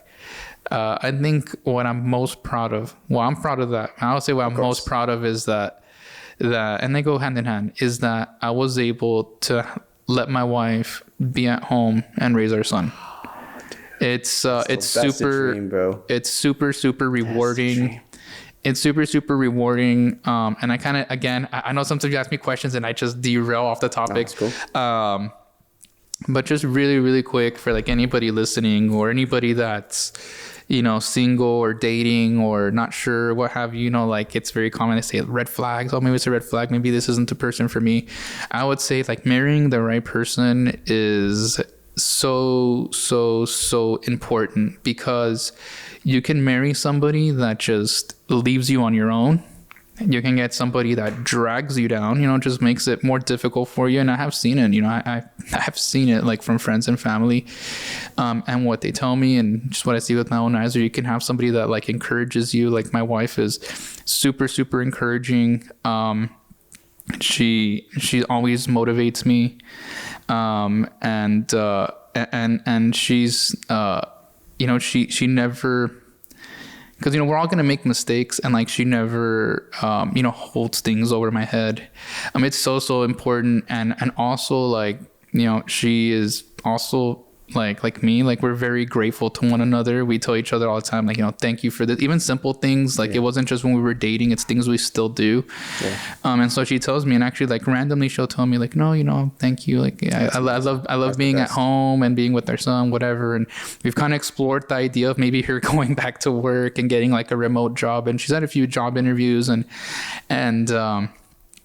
And then, you know, it usually always comes back with like, oh, you know, I do like being at home with like with our son and great, man. That's what you want. raising him. And that's what I want too. You know, I want him to experience that, you know, like my mom, she was like, she was always there for like the big things, but like I was raised by like a single mom. So she had to work, you know, she had to be the provider. She had to be the mom. She had to be the dad, you know, she had to do it all. You know, so it's nice. And I would say I'm super proud of that. And, you know, by the grace of God, I'm able to provide that type of life. It's not, like I said, it's not like the super luxurious or what have you, but it's perfect. It works for us and we're happy. And the most important thing is family, and she's able to be home with our son. You know what I mean? So I would say that, but it ties in. I mean, if I wouldn't, I will say this, I mean, it's tied into like that risk, that jump that I took into my new career, because I would not have been able to do this, you know, without it. Right. And it all kind of goes into hand in hand. And I know we've touched on a lot of different topics, you know, from mental health and all the different things that I have personally gone through, right, when overcoming different things. And again, you know, my story really, or where I'm at right now, it's really nothing that's super, super unique. It's actually, you know, it's fairly common. Like, these are things that you're going to go through, for people that like are listening, or, you know, when I talk to anybody, you know, don't feel like you're like, don't feel like if, you know, the world's ending, like, man, this is the worst thing ever. It's like, just know that there's people that have gone through that exact same thing. Actually, this is a good segue. There's, like, I remember my brother-in-law, something really, really bad had happened to him. I won't say it because it's very personal. But something really, really bad had had happened to him. And I told him, you know, just know that, you know, other people have like experienced it, whatever. And I know it was kind of confused. Like he kind of took it the wrong way. Like, oh man, like, you were telling me it's not a big deal that it happens. I'm like, no. I'm sorry if you took it that way. I was like, no, I'm just telling you that because I want you to know that you're not alone. Like, I'm not saying that to diminish it, that it happens. I'm saying, like, dude, other people, like, what you're feeling right now, they have felt it, they went through it, and they were okay. It's okay to feel bad. I was like, I'm just telling you that in time, you're gonna be okay, dude. That's it. Yeah. Oh, okay. Because it was like a big misunderstanding. He didn't tell me in the moment, but later on. Gotcha. And I was, because oh no, like if I had downplayed, I'm like, no, dude, I was not downplaying it.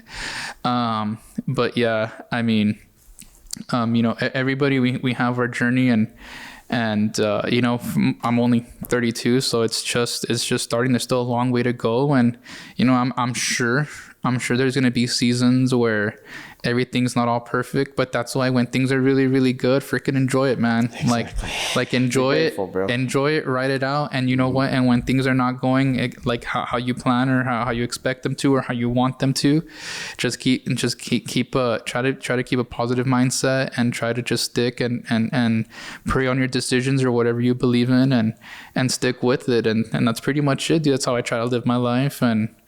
And so far, so good, I guess. Hell yeah, dog. Hell yeah. Great answer. Yeah. All right, now we're going to be focusing more on the present. What philosophy or principles do you now live by throughout your life? Yeah, dude. It kind of goes back to like what we spoke on earlier, right? Like, you know, if you're making like for myself, I'll meditate. You know, I start all my days and I end them the same way. And it's easy to remember because I do it when I'm in bed. You know, when I wake up, just be thankful. And so I would say, like, if there's like a single, excuse me, if there's a single like big principle that will just, I mean, it will instantly like change your life. It'll change the way you feel and the way you think. It's just to be grateful, like to always find something to be thankful and grateful for. And I promise you, like, if you do that, it'll change it. And so I for sure, when I wake up and I go to sleep, and well, I say grace before every single meal. I don't care, even if it's just really quick, but it grounds me, you know what I mean? I'm not perfect. Sometimes I've missed it. Like even my wife, because we've been together for like 5 years now. So she'll point it out. Hey, like you didn't say grace. I was like, I didn't. She was, oh man. I was like, because it was probably quick or I was probably distracted. Super tired or something. But for the most part, like 99% of the time, I will stick with it. And I like the way it makes me feel. And I start every morning. This is another big one. I was talking about that podcast. Every morning, no matter how busy or when my phone is blowing up, I'll just put it on Do Not Disturb. Yeah. And on my drive to work, dude. I do not care what's happening. I will make sure that I listen to my Palm Valley podcast on my way to work. I don't listen to it all day, but I start my day like that. Amazing routine, Bill. Yeah, and that's my thing, and that's something that I've been doing for years already. For years. Yeah. I can see it. You're flourishing with all of that stuff, man. Yeah. Okay, next couple of questions. Hindsight. So in hindsight, what do you wish you knew to better prepare for the transition from college student to young professional? I would say like if I was like talking to like my younger self, I would just say like, dude, don't stress about having it all figured out. I think that was the biggest thing, and it was really what mainly brought up my anxiety, right? Like being in school, being in my early 20s, right? I was like 22 years old, and feeling all at once that I had to figure it out. I was feeling like a loser, you know, like, dude, what are you doing? Like you're not doing anything with your life. You're not advancing, like, you know, comparing myself to others.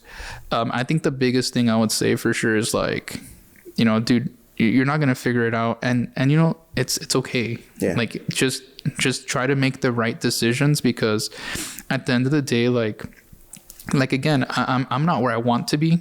I feel like I'm on the right path. I'm not where I want to be, but I'm only at this point, and it's due to, you know, thousands of decisions that I've made leading up to this.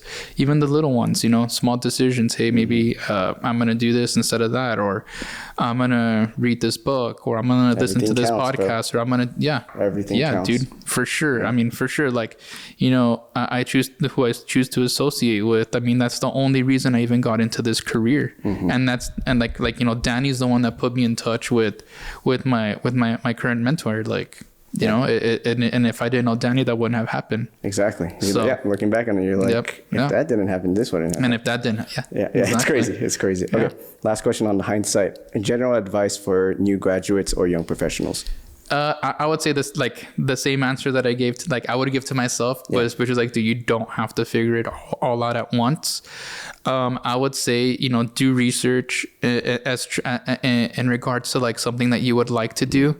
Because it was so important as somebody that was doing something that I didn't really like, right? And the thing is, dude, like there's also like young people that like work in insurance. Again, like I don't want to make it like so specific to that, but if you enjoy it, you enjoy it. But just because I've been around that industry like most of my life, because my mom's done that, and I've had that license for like 13, 14 years or something.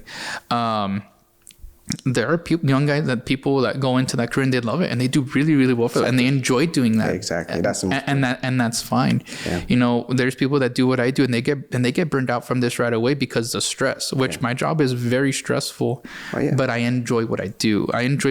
So like the stress does not outweigh like how I feel, and I get to help people, dude. I love helping people. Like very fulfilling. Yeah, to me, and well, I mean, and I make more money. I mean, to be honest, it's like a win-win. Yeah, like I've just, of course, right? You know, you want to be able to support your family. Yeah. But I would just tell somebody that just graduated college. I know, because when I was there, I felt like I had to figure it out right there and then. I graduated. Okay, dude, you got to figure this shit out, and you know. In 2 months, you better be, you know, steady career. It's just, unless you had like some sort of internship or something, it's unlikely, you know, it's unlikely, or unless you graduate with like your type of degree where you go into the medical field, that's very like pretty secure, like that's super secure, it's specific, like then you're going right into it. Like myself, I have my bachelor's in business administration, right? Business management. Bachelor's won't get you shit nowadays, by the way, guys. Yeah, a bachelor's, dude, a bachelor's. It's a high school diploma. I was about to say a bachelor's is about like a high school diploma nowadays. Unless, you know, some are different, but yeah. And so I would say that. Now, do I regret going to college? Fuck no. I enjoyed it. I really enjoyed it. I not only did I learn like certain technical skills and certain things like that apply like to my job, but I grew up, you know, while being in college, started growing up more. And some of them were, you know, growing pains. Now, real quick, you know, I would also say this, and I've said this to my own brothers. Well, I'm the oldest, so to my younger brothers, and I've told all of them this. Dude, if you don't want to go to college, if you don't like college, don't go. Like, dude, go to trade school. Yeah. Go to trade school. I have an uncle who he's like a master plumber at this point. He's had his plumbing business for like, I don't know, 40 years, 50 years. And he does extremely well for himself. And he's a plumber and he has his business, right? And he's been doing that for many years. Anything you choose. Yeah. And so I'm one of those people, dude, that's super big on trade school. Mm-hmm. I'm super big on that. Like if you want to be a welder, just protect your eyes. Yeah. You know, if you want to be a plumber, be a plumber. If you want to be an electrician, be an electrician. You know, those careers, especially if you make your own business out of it, I mean, the sky is the limit. Yeah. The sky is the limit. And, you know, it's not a 4-year degree. Now, if you want to be a lawyer, or if you want to do something in business, and I would even, and again, I have my business degree, but with that being said, you do, like for what I do, you do not need a business degree. You do not have to. And there's so much, like, you know, we talked about some of the bad things like with like social media and kind of like technology in general. But one of the very, very amazing things is that you can learn anything online. Like when you were setting all of this stuff up, I was like, man, how'd you learn how to do all this? And you were like, YouTube, dog. Dude, yeah. I mean, you can learn anything. Yeah, especially now. Especially nowadays. It would have been way more difficult 10 years ago. Yeah, no, absolutely. Absolutely. So I would tell anybody that just graduated college that, and anybody that's just at that point in their life, they haven't graduated college, I'd say, man, have you considered like trade school? Have you considered a trade? I mean, and honestly, then there is also a demand for them. Yeah. There's also a demand. Those are hard jobs, bro. Yeah. No one's willing to do them. Yeah. Well, I don't think it's so much that because they're not like so much like physically laborious jobs. They're just not like glamorous, you know, and they're not talked about when you're in high school. When I was, I don't know about if anybody ever talked to you. No one ever talked about shit. Because when I mean, we both went to the same high school. I'm just a year older, but I remember, dude, nobody ever said shit about trade school. Nobody ever said, hey, well, have you considered this, guys, or this? No, dude. All they were pushing, bro, was go to college. Go to college. Have you done your application? Have you done your application? System. It is, and that's a whole other topic. Yeah, it is. It really is. Which eventually, I'm sure I'll get into with someone that's like more. That like works in school or something. Yeah. Oh, dude. Yeah. If you talk to somebody, they'll tell you, bro. They'll tell you themselves. I mean, I have my own personal opinion on it for sure, but I don't know the ins and outs. But for sure. Okay. So now we're gonna go to rapid fire questions. All right. By all means, you can just answer this as long as you want. But so, a book, podcast, or resource you recommend? Oh well. I just started it. The thing is, like, I had set like a goal, like to read X number of books. Dude, it is so hard to read books once you have a family and like have a kid because in general. But this year, I just started it. Cool. But it's gonna be I started this book and I'm reading it at work, so I'll try to start my work day like that too. It's called The Richest Man in Babylon. I've read that. It's great. Mm-hmm. So everybody, my mentor actually saw it on my desk. He's like, I'll be right back. He goes to his office and he brings us hardcover of the same book. He goes, you're going to love that book. I'm like, all right. It's a fundamental one. Yeah. For sure. Yeah. It's like a big picture type book, like kind of like your mindset on money and stuff. And then as far as like the podcast, it's just spiritual, the Palm Valley one, which is a local church. It's a local church. Yeah. So anyone from the Valley listening, by all means, check them out. Yeah. And, we're telling them to start uploading some more, because Benny is craving some. Dude, I'm like, and I wonder because they just opened like, well, it's been a couple months already, but they opened their new church like in Edinburgh, and I'm like, maybe they're maybe they're just focused on it. Maybe they haven't set up like the stuff to like record it yet. I'm hoping they do, but it's been like, dude, it's been well over a month already. Like, bro, I'm sure they got their stuff. I have to go through all these old episodes. It's cool. At least it's still helpful. Okay, next question. Best memory from college. my best memory from college, I had a couple of classes with like some of my longtime friends. That was fun, like having classes with them. I would say probably my fondest memory of college was joining a rec basketball league with like David and Eric Salinas, David Garza, and all those guys. That's awesome, dude. bro. It was a blast, bro. It was fun. I think a Ducky was in it too. I think. Yo, what happened to Ducky, bro? Where's he at? Dude, well, he's married, has a kid. I think he's living like in I haven't spoken to him in a while, but I think he's living. Yeah, but I think he's living in San Antonio. He's married, and from everything I heard, he's doing very well. Good for you. He's always been a good guy. Good man. for you, Ducky. Yeah, fucking Ducky. David Satuyo, dog. Oh shit, I should have said his whole name. It's all good. All right, that was your best memory. What one habit has transformed your post grad life? And I'm sure you've being thankful. Yeah, great gratitude. Being grateful. Yeah, yes. Find something to be grateful for. I promise. If you try to find just one thing and you start looking at the simple things, you're gonna notice you have a bunch of stuff to be thankful for. Hell yeah. What's next on your personal or professional journey? Well, I definitely have my goals. It's important to, I have my goal for like the amount. I don't really think of it from like a money perspective, but more so like how much I want to do this year in loans for my career. I have a certain number already in mind. And also, I guess like in a personal standpoint, having a baby like changes a lot of things. And so my son is a year and 4 months now. So the past year and 4 months, like you go on less dates with your wife, and we haven't really gone out of town too much. So this year I told my wife, I was like, dude, we're going to do more stuff. We're going to go, and actually we're going to Vegas on Sunday.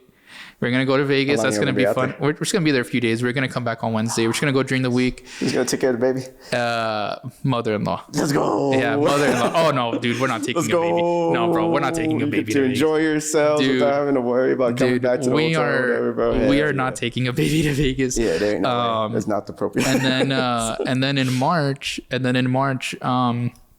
with Lugo, we're gonna go out there with Lugo, Danny, Sarah, Lugo and his girlfriend, to Hawaii. We're going to Hawaii in March. Nice, let's go. And that's gonna be really cool. I've never been there. Me neither. Yeah, tell me how it is. So it should be really cool, and we're doing that. So we're off to a good start. But yeah, this year, dude, I just really wanna stick with my commitments. I got like a very detailed planner, and I set my goals and everything in there. And I'm just gonna try to be a little bit more organized. Like I've always handled like my day-to-day things, like where I would just like put them like on a notepad and then I throw it away when I'm done. Like and just like scratch off and knock off. But now it's just been more like focused on my smaller tasks, relating to my bigger goals, right? Bigger tasks. So it's paid off. I mean, I almost don't even want to say anything out loud because I just feel like I don't want to I don't want to jinx it. I'm the same way. Like I mentioned earlier, I'm fairly superstitious, but I mean like the last I would say like the last 5 months or so, or 6 months or so of my career have just like really been going up, and especially the past few months have been really, really good. And hopefully it just continues. But I mean, everything ties down right to like really my main goal is for all of that just to take care of my home life, really. So we'll see how it goes. Yeah, it's like you've been working so hard on this career thing. It's like, okay, time to start working on personal stuff. Let's do this. Yeah, it's just everything. And because it all ties in for that. Like like for example, if I was told, hey, you don't have to work, whatever, you're never going to be rich, but you know what, you're not going to have to worry about money, but like you can spend time with your family, you can take a couple vacations a year and like spend time, like, dude, I would do that 100% because my goal is not to be like, super, super rich and have this and that.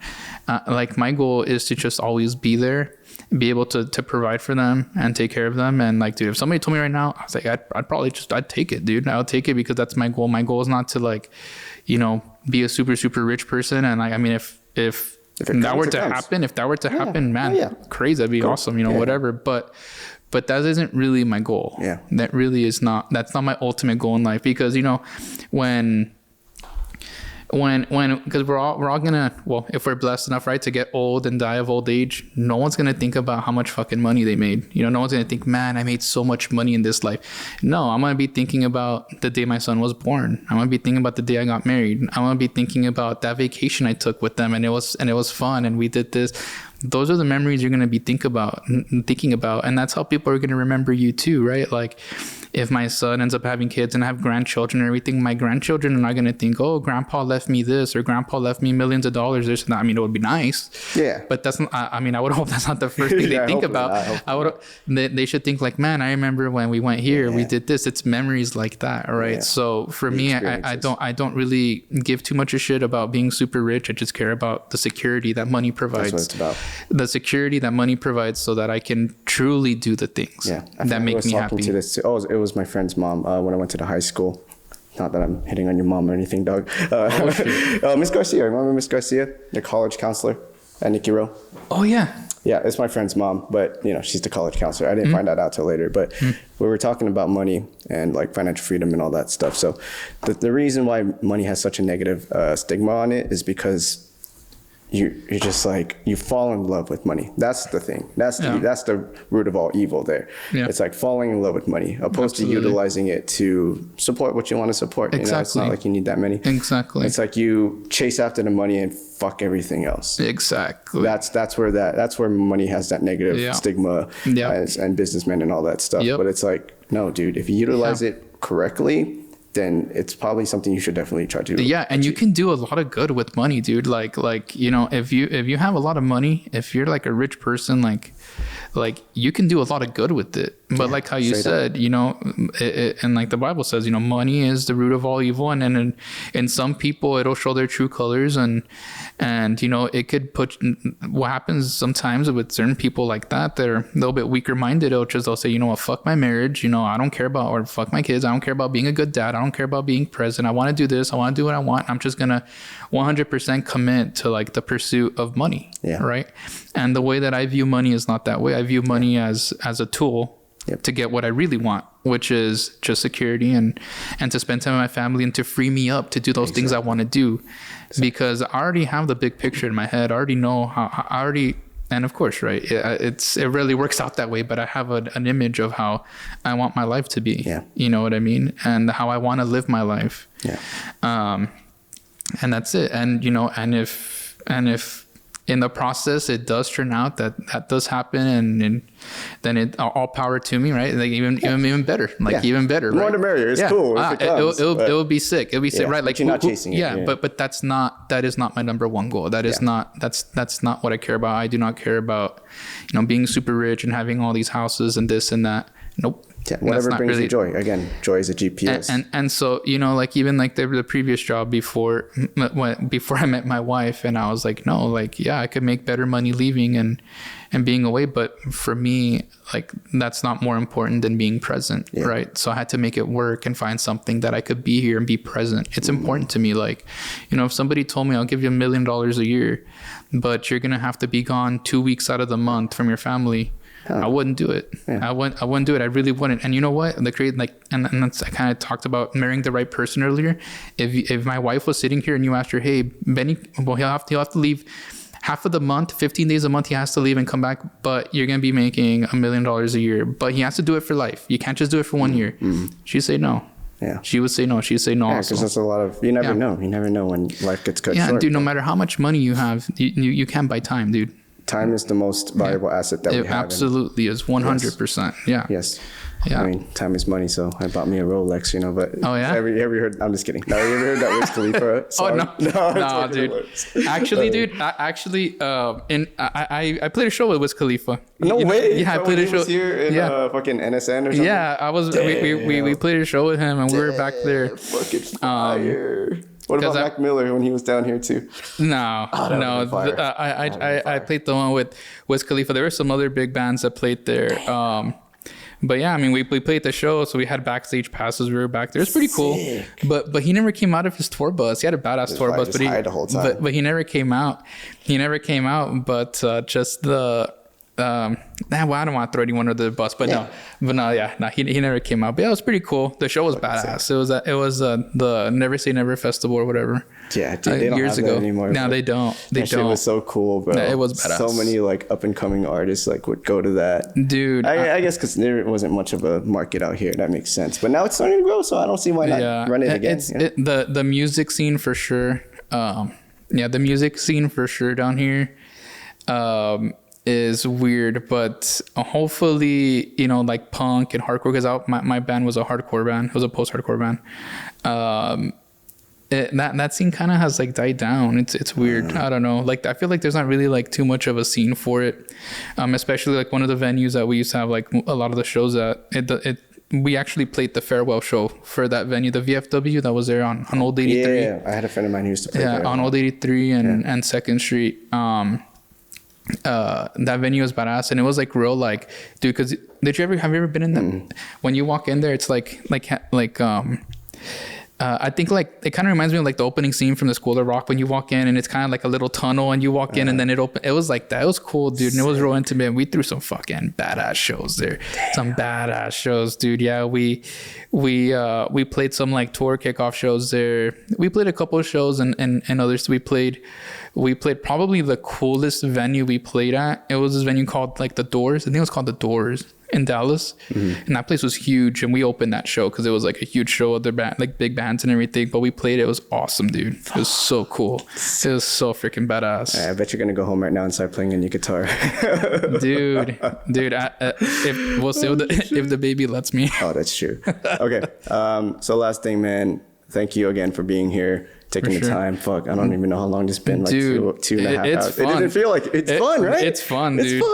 It's fun. It's fun, dude. Next time I need to bring a bottle of whiskey or something. Yeah, we'll do it. Hopefully not here in the library, No, we'll do it at my office. So, you said it was gonna be fire. Fuck yeah. So then, how can people connect to you?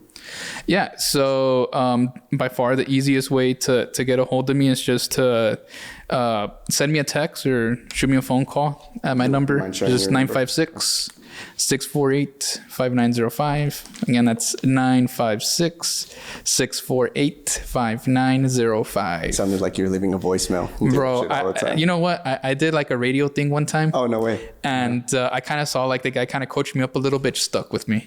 Nice. Yeah, I do that all the time too. Now I'm just like, if you didn't hear that again, here it is. Social media they can connect to. Yeah, I mean, I do not have nearly as big of a social media presence as I should. I'll probably work on that. Yeah, most people don't want to make calls though, but they'll text you at that. Yeah, but you can text me. Yeah, absolutely. Okay, just text me there. Yeah, call or text. Keep it at that. How about email? Yeah, you can reach me. My email, it's going to be my first name. So that's Benito. That's BENITO. And then the letter G for my last name, Garza. So that's Benito G at cmghomeloans.com. Nice. Yeah. All right, perfect, dude. Awesome. Anything you want to leave them with? Nothing, man. No, not much. I enjoyed it, and the next time you want to do one of these, let's freaking we'll set it up. Office, bro. Hell yeah, I don't have to pay whatever I needed to pay and deal with people like trying to come in, bro. It was hilarious. no kidding. Yeah, I was like, I probably shouldn't have put that sign up yet. Yeah, dude. I think people wanted to come in here. People definitely wanted to come in here for sure. Cool. Dude. Well, right now when I take off, you probably could get some people in here. My friend is supposed to be here by now. Josh will tell about your next dog. Cool. Hopefully I got the energy. All right, dude. Let's ride. Hell yeah, dog. I appreciate you, man. All right. Let's go.